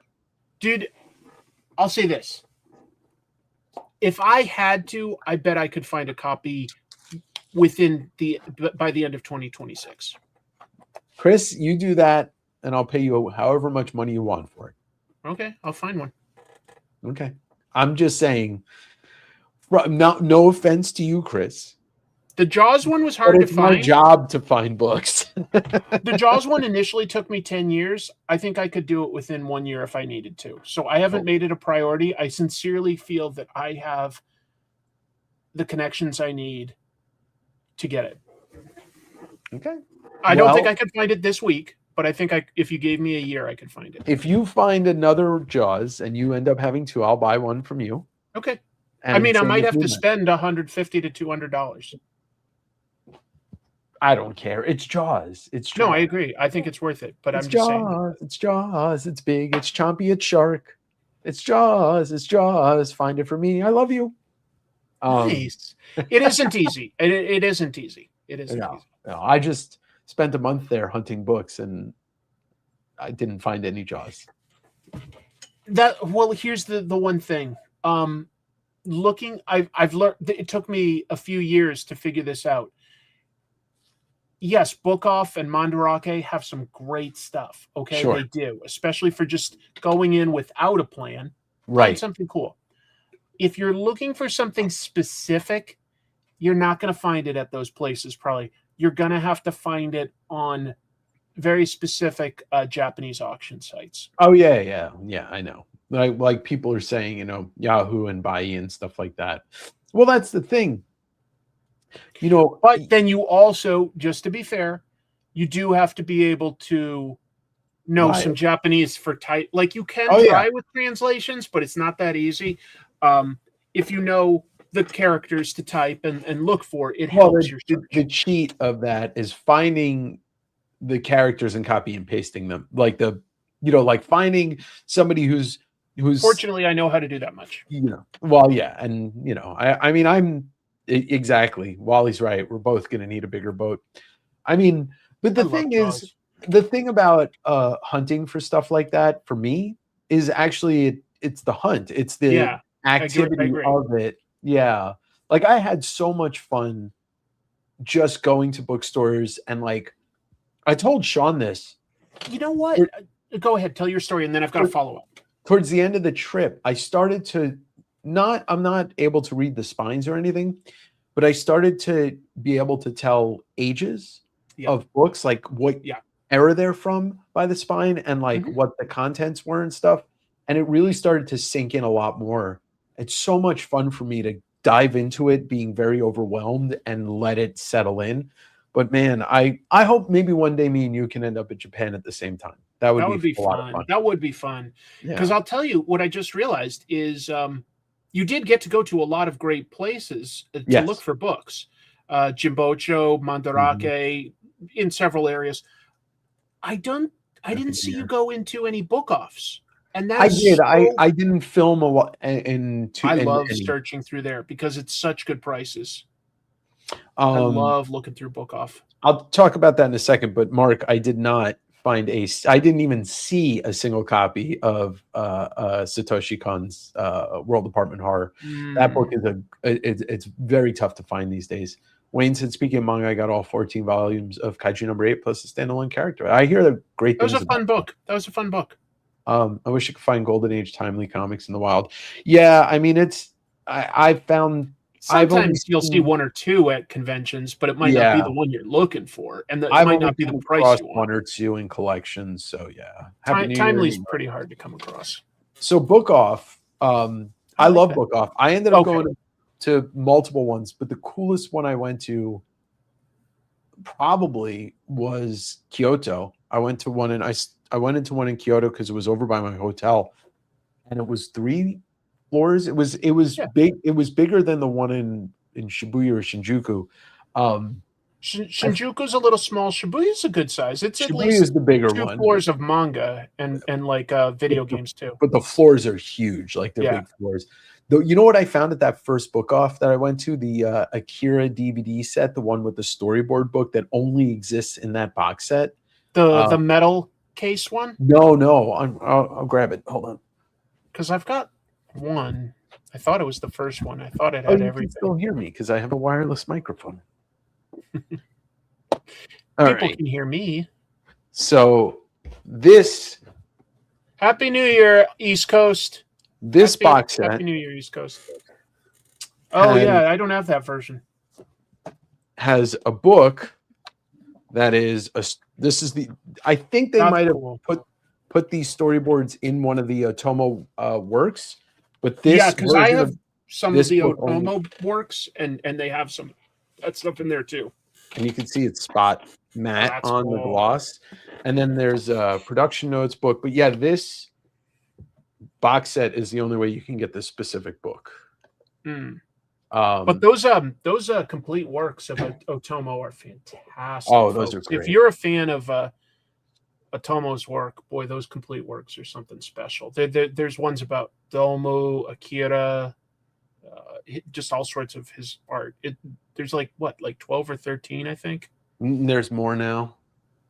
Anyway, they're great. I only have a couple, like specifically about Akira, because I was like, these are a little pricey, and it could get pricey to collect it all. But every one I've looked through is really good. I'll say the storyboards are really cool. For anybody that goes to Japan, I found 2 of these while I was there. I gave one. And you got that at Book Off.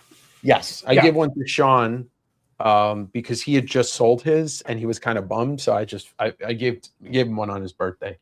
But Book Off is fun, especially the other thing that's great about Book Off is like you could sit and look through the books, and then if you're interested in maybe picking up some DVDs, you can grab some DVDs and Blu-rays, and then you can also grab records. And it's like a one-stop. I mean, it's the thing that really bums me out coming home is like you go anywhere in Japan, any metropolitan area, it doesn't even have to be major, just a metropolitan area, and they have stores where you can buy all of this stuff that we would have to drive to this store and that store and this store. Like you'd have to go to 12 half-price books just to get the quality of one Book Off. Yes. Happy New Year, Cliff on.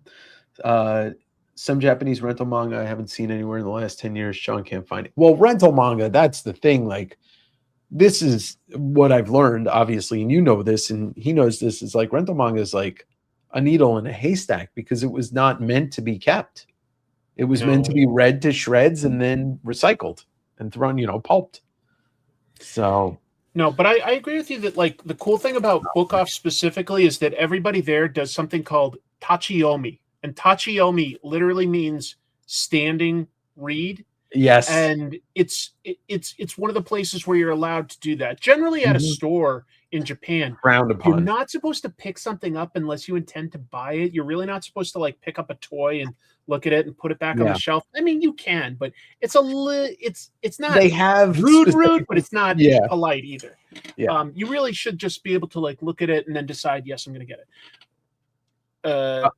But used bookstores, are different, and that it's called tachiyomi, and they literally are fine with people just standing there. Don't sit, but you stand there and you can read as much as you want.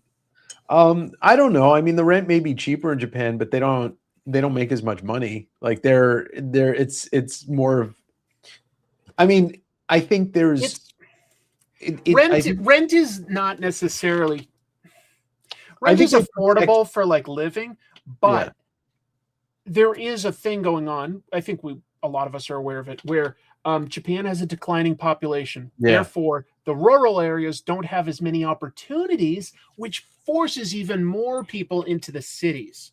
Yes. So prices are competitive, but they're not as crazy as like Hong Kong.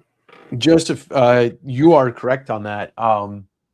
Case in point, Kyoto, I went to the Mandarake the night I got in, or the day I got in, because it was open till late. And their Mandarake there is more focused on toys, video games, stuff like that. But I walk in and they kind of have like the highlight books on the first shelf when you walk in. And the first thing I spot by the spine was a copy of Kaze Shinobu's Ryu, The Strongest Man on the Planet. The first and only copy I found while I was in Japan this year. Last year I found 3 copies. So yes, when you go out, even just into the outer areas of Tokyo, but yeah, when you go to other cities, you're competing with less collectors. I agree. I had really good luck when I was in Osaka looking at like toys and manga and stuff. I had really good luck.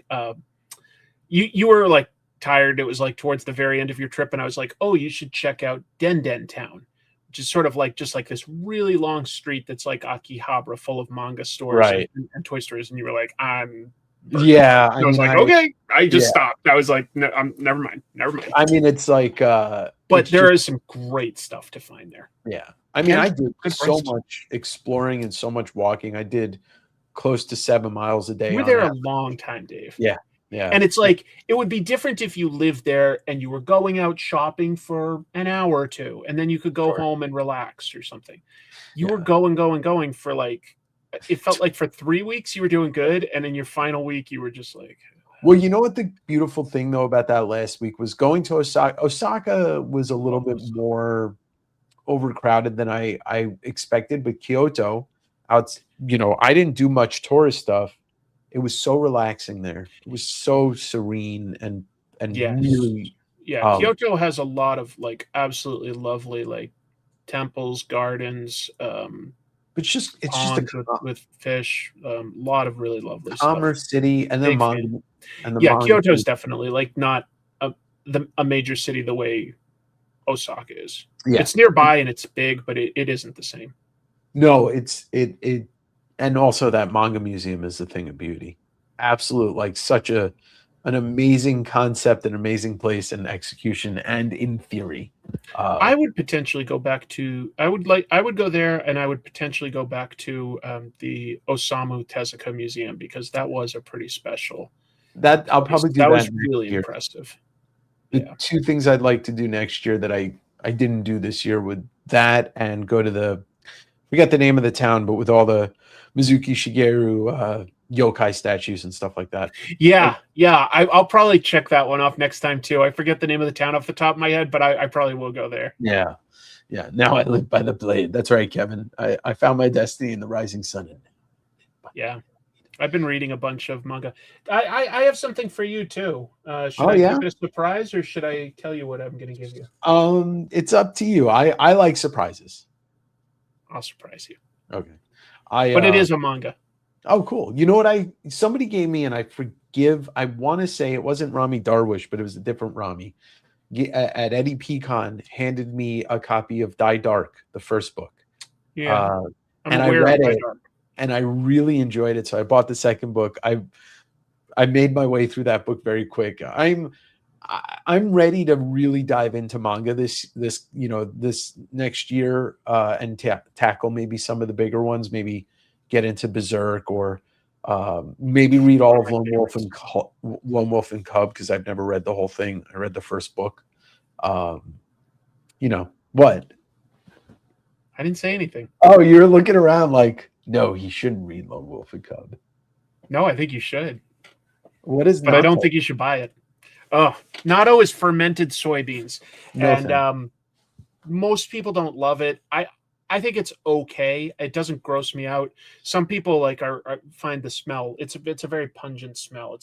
It's a popular food in Japan. It's Sure. not for everybody. I typically don't like fermented foods. That's not my thing. Although I did really enjoy. Very sticky Yeah. with cheese, but it's made out of beans. I think the best thing, I think the one thing I'd suggest to anybody going to Japan is definitely try a good Okinawan food restaurant. Okinawan food is really good. Really good. It's very simple stuff. I probably won't be able to do this for like a few visits, but I want to get up to Sapporo at some point, and especially during the winter time, like really see like a snowy Japan. Yeah, yeah. I think So I'd love that. you can be Chris, aka not Lady Snowblood. I would like to live in Japan though. I really would. Oh, me too. I'm thinking about it. Yeah, I'm not a pickled or fermented foods person. I just never have been. Yeah, Rami, it wasn't. I know it wasn't you. I have, so Love I'm not a pickles. big pickles guy. I'm a bad I'm a Jew. big pickle. I have been, and it's a treat. Uh, It's special. I didn't realize that the Ghibli Museum required a reservation, weeks in advance. Yes. So next time I go, I'm making 2 reservations for 2 museums. It's the Ghibli and the Nintendo Museum. Yeah, the Ghibli, there are services where you can like buy it and they'll deliver like the ticket to like say the hotel you're at or something. Yeah, But you have to yeah. like basically have somebody there maybe get it for you. Yeah, I would just- Technically, if you're there Gone. long enough, you can go to the Lawsons and you can get it on like their little ATM computer thing there. Yeah. No, I would just do it, have Sean do the reservation for me ahead of time. Oh, yeah, you've got a Yeah. friend there, yeah. I But know. the Ghibli Museum is really special. It's really Yeah, I awesome. really would love to go. No, look, my dad loves pickles. My brother, I'm just never like pickles. I don't like cucumbers either. I don't know what's wrong with me. Love pickles. And New York has a great like pickle, at least I don't know if they still do. Hopefully they still do like a pickle festival. And Yeah, I think they do. it's like 12 blocks long, and anything you can think of that can be pickled. Of course, pickles, but they'll have pickle ice cream and pickle soda and spicy pickles and I've got a pickled cucumber. carrots Can you and pickle pickled me? turnips. And it's great. It's great. Do you have the reversed Mario Reserve, he means. I didn't know there was a Mario. I've Kart. done it once. I would say it's great in one way. You get to go up to like 40 miles an hour in those things down the highway. It's a really cool experience. But the locals kind of hate it. And I Oh, get you're talking why. about the ones that go through the city? Yeah, no, It's they're a amusing, nuisance. but these people get scared of getting separated from their group, and they'll go through red lights all the time. Yeah. And it gets like it's dangerous, and I get it. So I wouldn't do it again in retrospect. I'm glad I got to. It was a cool. I've got a video up on my channel, like from like a head camera, Uh-huh. and it's kind of cool to see. But I'm one of those people. I don't like doing the major tourist things. Like it's very touristy. Yeah, like the big temple in Kyoto, no desire to go there. I have no desire to be packed with the crowds of hundreds of people doing the thing that everybody. I'd go to the manga museum. That's more my style. Is do that thing. The quieter. I get it. I'm a mix. I will do some of the big touristy stuff because I've been to the Fushimi Inari Shrine, and what's cool about it is yes, it is packed at the bottom, but it's very high, and people only go about a third of the way up. And if you can keep going, you get like a better and better experience as you go up because it is gorgeous. You get gorgeous views. There's stray cats that they feed there. It's really pretty. So there are advantages, but I get it. You do have to go through crowds initially. Sure. Yeah, Joseph, I think about what you just said, and I think about the the Lime bikes and the bike rental things in the US cities where people just like throw them wherever. I'm like, those carts would be embedded in the back of other cars. Dave, I didn't tell you this, but I just thought of a funny story with when I was in my Mario Kart thing. So you get to choose like a onesie adult pajama too, right? And I went to Spider-Man because, I love Spider-Man. And I was feeling kind of sick as I went there, but I kept my reservation. Like I was feeling really bad. And I'm driving this cart around and I'm feeling worse and worse actually. Oh no. Like my stomach is killing me and I feel Yeah. so nauseous. I get to a point I don't want to lose the group. And so I'm driving down like Shibuya, like, you know, like maybe 30 miles an hour.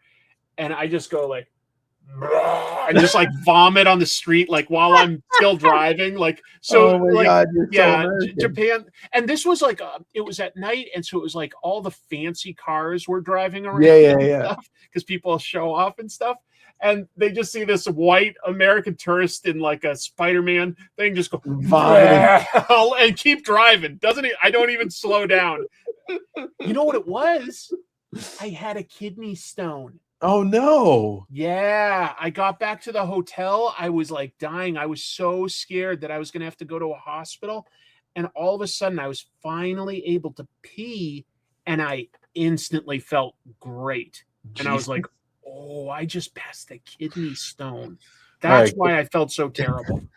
All right, Chris, your next trip to Japan, I need you to just drink only water for the week before you go to Japan, so that when you get there, like clean, your body is flush of American stuff, and you don't vomit on the street. No, I didn't. That was probably my poorest performance as a gaijin in the country.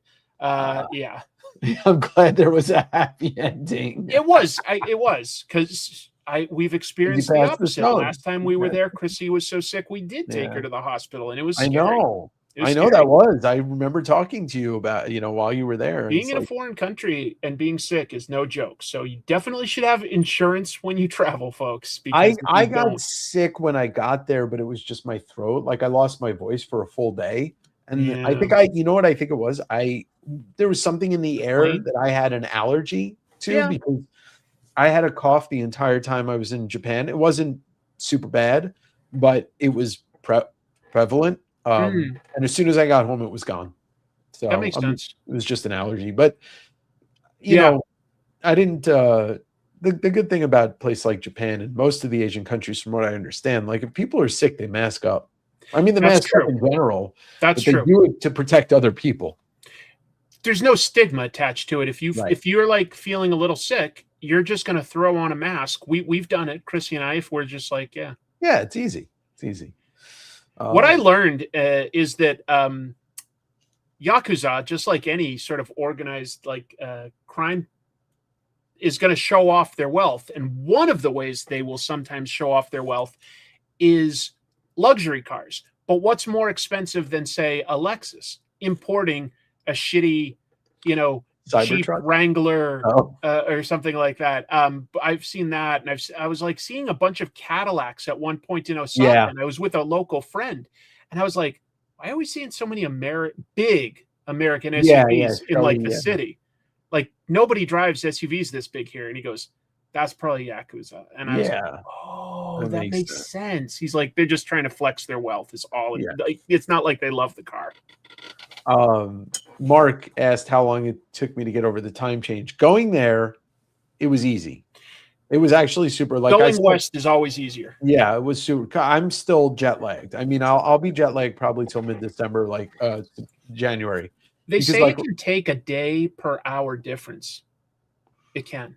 Yeah, well, 17 hours. It hasn't been 17 days yet. Yeah, it's a little. I mean, it's annoying as shit. I'm sleeping from I'm waking up usually at 5 a.m. now, involuntarily, sometimes 3:30, and I have to go back to it's touch and go. Luckily, take a melatonin. Luckily we have this beautiful legal thing called weed here, and now they have edibles that are melatonin and weed. Oh, chef's kiss. Happy New Year, Wayne.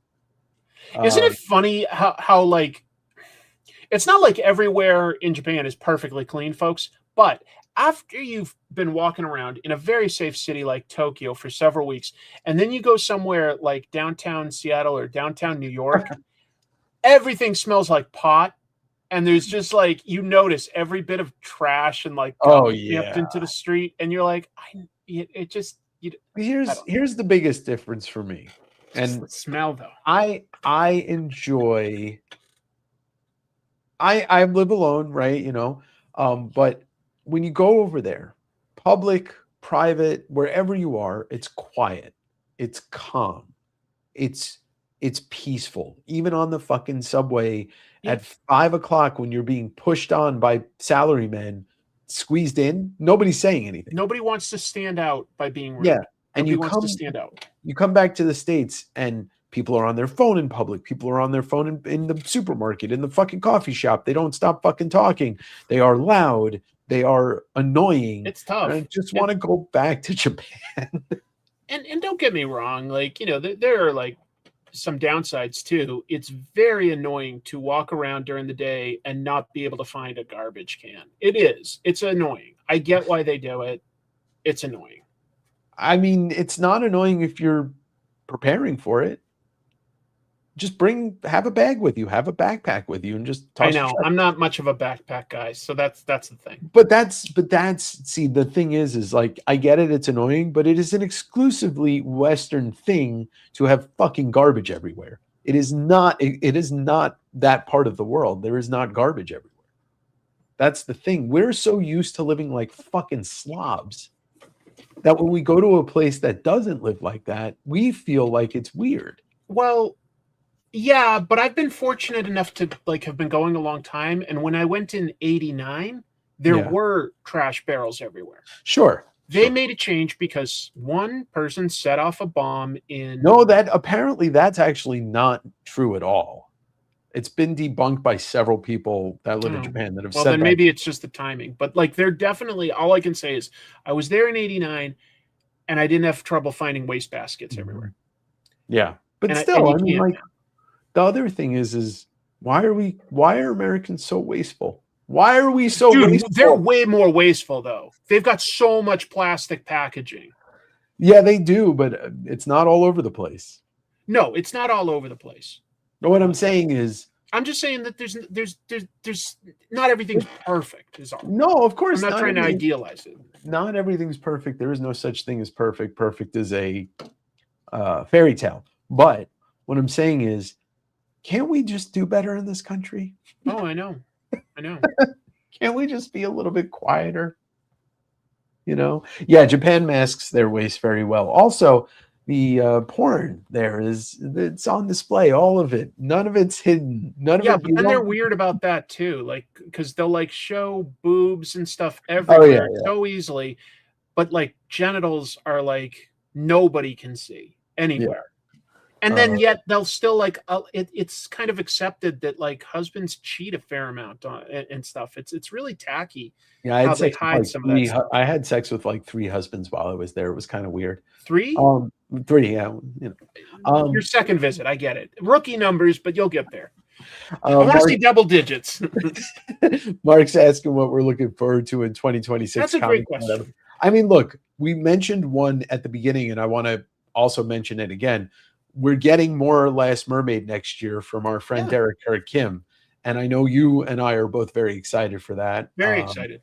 You know, we're the only excited for whatever Daniel Warren Johnson will eventually announce next. Yeah, his sci-fi project that has a name that we're not allowed to say. I'm looking forward. Is coming back in March. What is? Battle Beast is coming back in March. Yeah, Battle Beast. That's been quite a good book. Didn't even need to be, you know, in a way they just like phoned it. But it's good. It's good. Yeah. I'm excited about some of the artists and writers that they're doing with DC Next Level. Yeah. I'm like, all right. I'm gonna try Deathstroke and Lobo. Yeah, Scotty and Jorge doing Lobo. Yeah, it's gonna be Tony great. Fleek's writing Deathstroke. I was like, I'll try that. Yeah. We've got 3 Kirkman projects that are going into 2026: Transformers, Skinbreaker, and Battle Beast. No, Capes. Capes. Oh yeah, that's right, Capes. And Capes will continue after like they finish like doing sort of their remastered like first 6 issues or so. I don't know how, but they're gonna continue that. So they're gonna get new Invincible Universe stories. Yeah. Benito Cereno is going to be writing it. He's the guy that writes Blood and Thunder right now. Mhm. And Mark Engler is drawing new things, and Capes will continue. So Cool. that's another Kirkman Invincible universe. Mark said that Canetti is going to be doing some Absolute Batman, so maybe he's doing a fill-in issue. He's doing Arc M. Is he doing an Arc M thing or no? I forget who's doing Arc M off the top of my head. It might be it's somebody like James Herron. I can't remember. Canetti is doing, I think, the Poison Ivy arc. Oh, okay. I think it's 2 issues. So let's also give a shout out to homie Jim Mafood, who will be doing a part of Psy, which is the Peach Momoko book that's coming out, and also we're getting Stan Sakai also on that. Yeah, he's on the first issue. So cool. And we're getting Arachnid Enforcer next year. Hopefully by like April, we'll all have it in our hands, and then who knows what else. I mean, Jim, I know Jim's busy, but I know there's certain things that if Jim had an opportunity to do a thing for a certain thing, he would jump on it. But I know he's really looking forward to doing this with Peach. And I can't wait for that. New Heron, right? That's going to be Demon. Lobo, yeah. I have no clue. Felix hasn't announced who's going to OAX, so I have no clue. Despite the lows in the TV series, I'm going to start reading Doctor Who comics. I recommend reading the Brian Bolland issues with the 4th Doctor. I didn't even know he fantastic. Didn't even know he did it. Speaking of, hi John, from Portland. Another shout out to a homie, Matteo Scalera's The Fourth Father. That kick starts next year in March, and the first issue was great. So I think the whole thing's going to be great. There'll probably be some more Criminal since the Criminal TV show will come out. Criminal. Oh, that's right. That's right. Baker and Phillips will probably do a little more Criminal. Mm-hmm. Looking forward to more Johnny Ryan comics. Fuck My Son Part 2. They've got a lot at the Fantagraphics store. Yes. He is a staple in Fantagraphics. I'm trying to think who else. I'm thinking of creators instead of actual books. I'm thinking of creators that I have stuff coming out. You know what's weird is I'm like, what's going on with Distillery? They had so many interesting books that have dropped off, and it's like, I get that Scott Snyder's doing a million things, and I love Absolute Batman. 2 books that are incomplete now. Yeah, White Boat and this one. You won't feel a thing. You won't feel a thing. You won't. Yeah. And I liked both of those. I'm like, where are they? Well, okay. Angriest Warrior from Brunson and Erwin Papa. There you go. There's one. You know what else? We love both of those people. In 2026, I just thought of it. Oni is rebooting Archie, and the creators they've lined up are really strong. So I actually went over that on Monday, right? Yeah, a little bit. I'm looking forward to it. Getting back to Distillery, I've not thrown out my love for them, but it is extremely disappointing to know that either their series suffered from major delays or is just unfinished, that I'm not going to support it unless I can trust the creator. I'm reading White House Robot Romance. I trust Chip. I know Chip is never going to miss a deadline. He's never going to miss a book. I hope not. And I know 2 creators I really love that I can say their names. I know they're working on something else, Becky and Tula, and I trust that whatever they put out is going to come out on time because they wouldn't submit something that's not finished. But yeah, I can no longer really trust that a Distillery series that starts is ever going to finish. It's very strange because there's just been no announcement of what's happening behind the scenes at all, to just try to explain it. Because if they want to say we had to take a hiatus because of other opportunities, even I'd be like, okay, just anything, What's just Jock tell doing? Me that you do intend to finish it.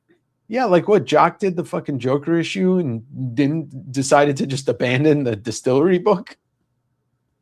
There you go. Gail Simone just kind of let slip. I follow Gail, and I guess I didn't pick up on that. But I wouldn't be surprised. She'd be a good choice for that. I feel like she's always succeeded at her DC stuff. Her DC stuff I've not read a lot of it. She's a good writer, and the only thing I think that ever holds her up is when she does some of the big books that have to do all the crossovers and events. Like X-Men. It's out of her hands. Yeah. Yeah. So who else are we looking? I already said Chip. I'm looking forward to Armageddon and his stuff. And then I hope he gets back to doing more public domain, because I really love that book. Yeah, if he wants to do more of that, I will be the first in line to get it. Absolutely. He Absolutely. told me that that's kind of what he's only able to do that in between, like when he has some time off. I get that. I get that. It's all him. He writes and draws. He writes and draws, and it probably doesn't sell the same as some of his big creator ideas or big two ideas. But I love public domain. It's great. Yeah, it is. It's fantastic. Yeah, I did know that the Barbara Gordon book doesn't have an announced creative team. But I did know that. Mignola, yep. Tales from Lands Unknown series around. You know what bums me out? When are you two making a comic together? See, the problem is both of us would be writers. Exactly. I'm not fast enough to draw my own comic. I'm just not fast enough. I could do like a pinup or a cover. That's it. You know what's interesting? And I just want to touch on Mignola real quick before I say what I was about to say. What bums me out is that Bowling for Corpses book. I actually bought a copy of that for Sean Crystal and brought it to him at OAX. I have never seen that book available for sale in a comic store since the week it came out. Like, what's Dark Horse doing? What the fuck is Dark Horse doing? Happy New Year's. Yeah. Most dope. Happy New Year's. But it's funny. I have largely said I have never really, as much as I love comics and all of it, I've never really desired to make a comic. And then like the other day, I started thinking about an idea for a book. Oh. And I was like, I don't know if this is something I'll ever pursue, but it's nice that it just came out from nowhere. But I think if I'm ever going to write a comic, it's, believe it or not, would probably be more slice of life than anything. We talked a little bit about this once at Short Run, because you've got like some of your family story and I was like, you might have something good there. I know. My art would be very bagel forward. My art is Derek knows. I've shown some of it off. I think it should be pickle forward, but apparently he's not into that. Yeah, my art is creepy. It's serial killer art. Do it. You know what, Raymar? It's just I like Chris talks about this often because he you have a book that you want to write. It's just like there's not enough hours in the day with what I do, what you do for a living, YouTube is fun. It's work, but it's fun. But it also, there's an algorithm that works against you if you take time off. You can take a little time off. If you take a bunch of time off, it really, really hurts your channel. Yeah, they're like unless you've got those kind of millions of subscribers, then like once you get to 1 million, you can like slow down sometimes. Well, you can hire help at that point because you're making pretty good income with 1 million. I'm not quite at that point where I could hire help, and so I have a day job and I do my show and I just don't have enough hours, and I feel guilty about it because I feel like I'm letting myself down. And sometimes some of my friends and family that like really kind of believe in me. Well, the other thing is, Chris, you gotta do what makes you happy.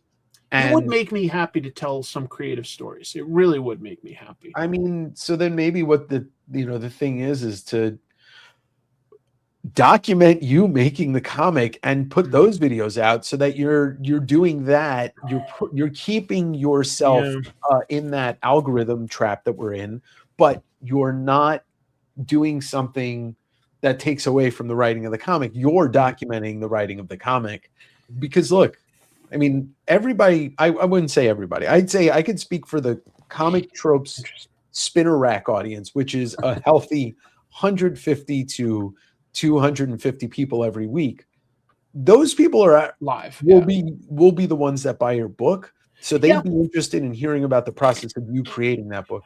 I would document it at least on Patreon, if not my sort of main channel. So I can't speak for the Comic Tropes audience because most of those people probably are going to support your comic or are interested in what you're creating, but at least I can speak for the chat that I'm part of every Monday night. You know? There we go. Make your own Jaws manga. Easy mode in Japan. I mean, Easy. There are sharks. Did you know that there's a second Jaws manga that was made back in 75? Did I ever tell you about that? No. Yeah, it's even harder to find. It's much smaller, but there was like it was in a magazine. There was a second Jaws manga. I'm like, oh, you got to be kidding me! I'll never find that. You'll have to send me a picture of it one day. I can. Yeah. Rob Schrab did that when Scud came. Yeah, that back. was nice. Yeah. That was nice. Yeah. I'm a huge fan of Rob Schrab. He's another guy that like I discovered Scud in the 90s and kept following his career, and he started doing movies and TV and stuff, and it's been awesome. I think he's one of the funniest guys out there. And he also homie one of the Jim Mahfood homie characters, like he's in, because I think about like you look at like some of what was it, Los Angeles Inkstains, and the autobio comics that Jim has done, and it's like they are characters, like all of his friends are characters in these books. Yeah. And I was lucky enough that like Jim knows him a little bit, so he came and talked about Halloween 3 on Trash Movie Bonanza. That was really fun for me. And I think Trash Movie Bonanza. I mean, me and you have talked about some movies that I think would be fun to watch. There's you guys a lot of things I want to get to. Yeah, I mean, I just want you guys to do Fast and the Furious, so I can just appear on screen in a tank top and say, "You are the cops, Brian." But both Jim and I will have to shave our heads too. You got like Vin Diesel, The Rock, Jason Statham, and Tyrese. They're all like these bald guys running around. Yeah. But yeah, I mean, I look we could talk about being YouTubers all day long and exchange ideas, but I think one thing that I could tell you that might, would interest people as somebody who views your channels is like, hearing about your creative process on making it, or even just doing a video about talking about making the videos that you make too is also interesting. One thing I am probably going to do this year on my Patreon is I'm going to make videos that you can buy that are writing lessons, writing for comics, because I used to teach a writing for comics class, and some of my students did successfully make some comics. And I think that I could turn that into maybe like a series of like 6 lessons that you could like get. Yeah. So I think I will do that. I struggle with this too, because, I support both this channel and Direct Edition by doing the comic sales. And I love that, but I don't want to be doing this in 4 years completely. I'd rather be doing the podcast. Then you will. But the thing is like trying to play that game. The podcast has become a regular thing. Interviews do well. The solo episodes don't, but the interviews are what sells the podcast. On this channel, I'm at a crossroads where like, I don't know if I can keep the weekly grind up anymore. It's too much. 52 videos a year is a lot. Yeah. So I did weekly for the first 6 years of my channel, and it was tough. And honestly, Dave, I damaged my body doing it. I gave myself diabetes because I was pounding Mountain Dews, and I wasn't thinking about it. I was only focused on staying awake and hitting these arbitrary deadlines, and it's not worth it. It's not worth it. And to me, I love doing it. I mean, look, the Japan videos, a couple of them have done really great. Some of them haven't, but I still struggle with the fact that like, is it not interesting that I flew across the globe to Yeah, no, it totally is. And it's like you just have to have the right person share it on like Reddit or something like that for it to take off. And that's like out of our hands. It's funny. I stealth share a lot of my videos to certain subreddits, and sometimes it really helps, and then sometimes they get eviscerated by downvotes. Yeah. All I mean is that you never know when the right title and thumbnail and way of sharing it is going to connect. I don't think it's really reflective on the material itself for what it's worth. No, I don't think so either. I think I like your material. That's part of why it's been easy to become your friend. I respect what you do. And likewise. So I don't know. I mean, it's an interesting plight. And then you think about like, I will get to this, Mark, in a sec. it's interesting to think about the fact that like there are some great YouTube channels out there that deal with comics. The ones that I really don't care for are the ones that just like, oh, I'm going to read the comic to you and explain it. Like, it's not even explained. It's just Yeah. reading the comic. what To you be- do is editorial and research and history. What That's- Alex, But that's what interests me. And, yeah, and I get that it's not going to be as popular as just digesting the story so that somebody doesn't have to buy it and read it. yeah. That's to me, that's like the most lazy shit anything. But It just anyway, doesn't interest me. yeah, and then there's people like Alex Garnd who does these 3-hour, or in Jim Shooter's case, 11-hour interview that goes through his entire life, which is so fascinating to me. That's not the kind of interview I do. I want to have a conversation, but Yeah. it's just tough to put out content. I do a lot of different content, so I get it. My favorite interview that you've done was done in this past year. I thought the Stan Sakai interview, I just happen to think that one went especially well, and you got some really interesting stories out of it. And he's such a I friendly like that guy. one a lot. Yeah, and Cheesier said the Sakai interview didn't do as well as I thought it would, but at the same thing, I know It's the at long least term, evergreen, and it might at some point just happen to get shared and get another little burst. Some of my videos sometimes do that. So yeah, and oh, by the way, I just want to address something, Sergio. When I said what I said, I was not talking about Daryl's channel. Daryl's a friend, and I love Read Your Comics because Daryl actually he's like Chris, he has something to say about the stories as he's reading them.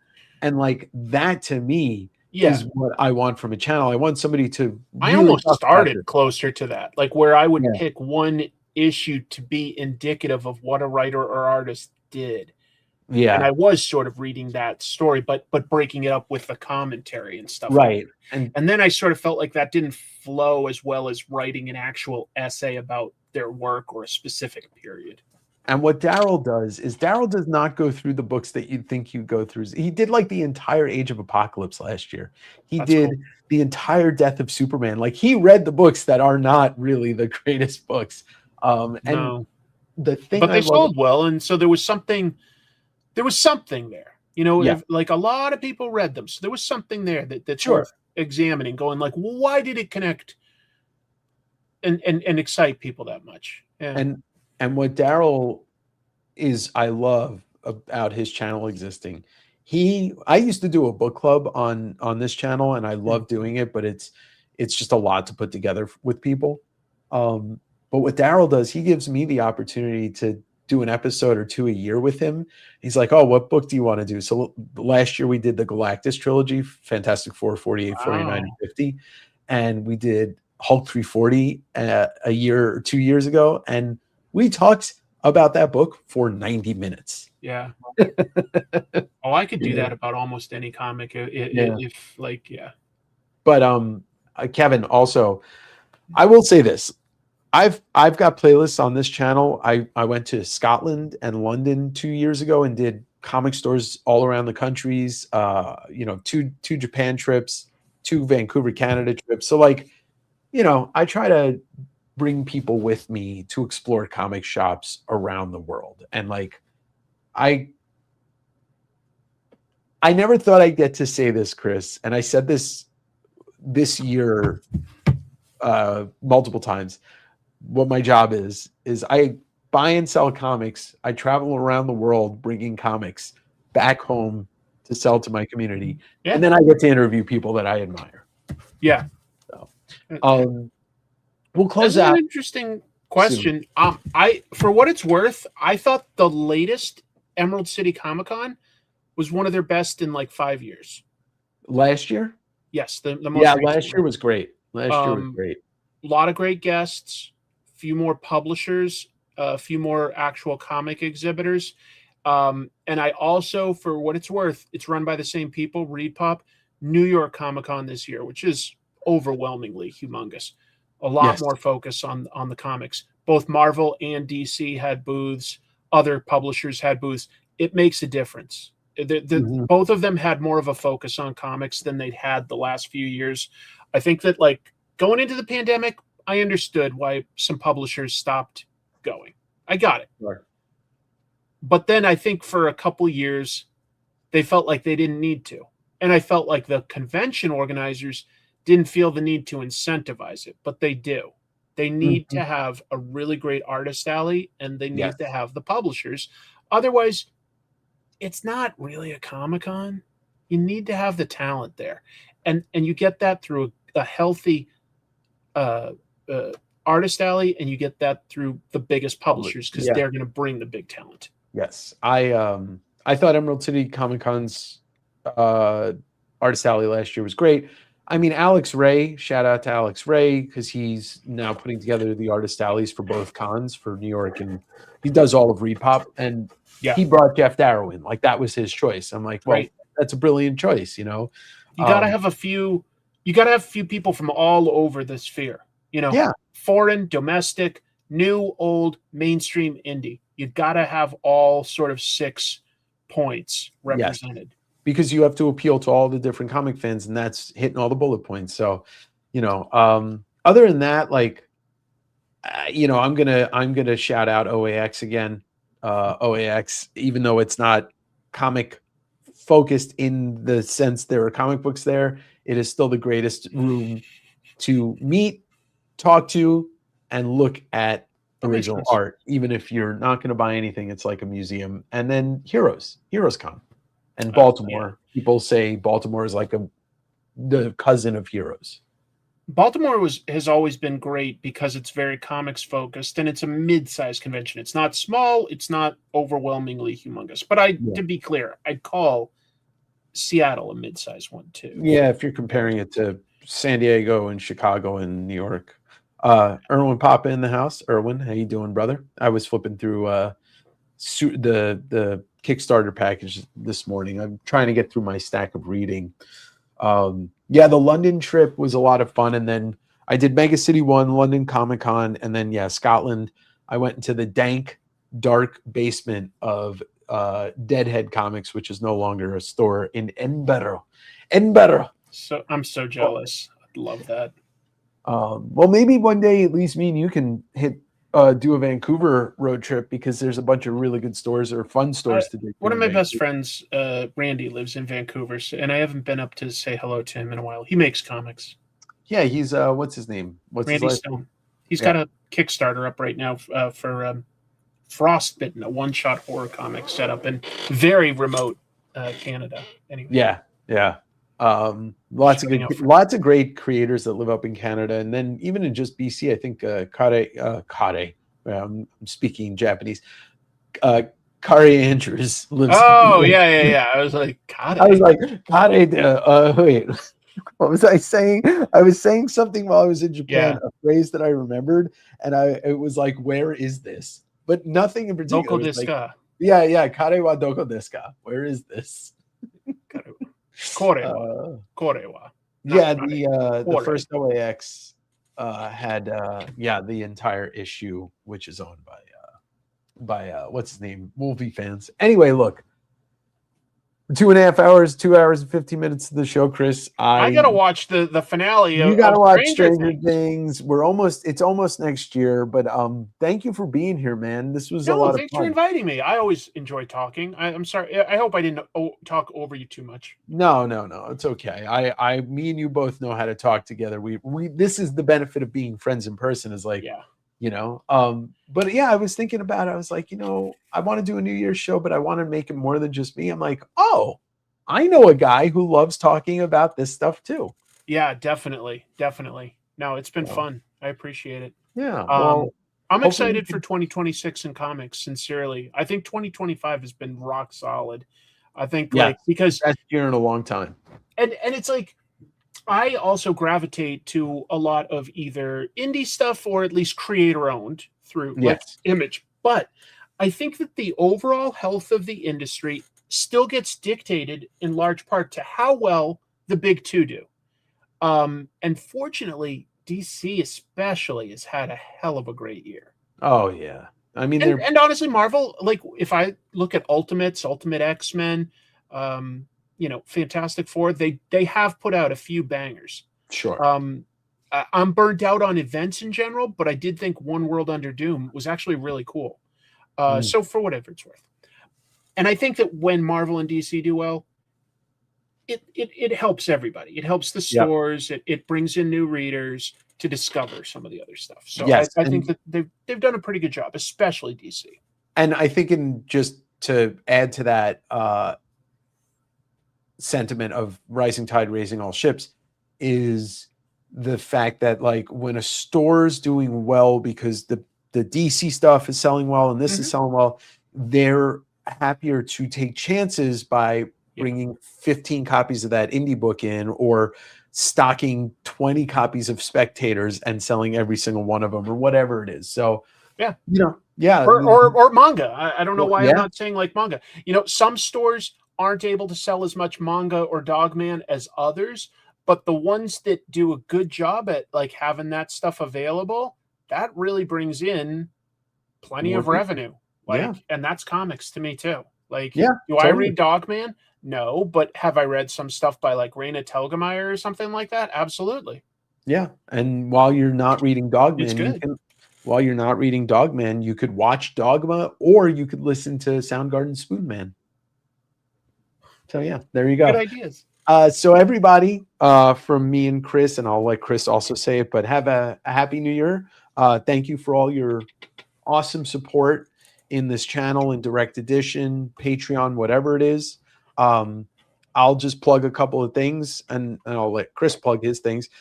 This Friday on my Patreon for $5 a month, paid subscribers, my first exclusive sale of the year is featuring a lot of the Japan stuff. Next week, I haven't decided if it's Tuesday, Wednesday, only Wednesday, Tuesday, whatever, you'll be informed, is going to be my first sale with all of my bounty from Japan.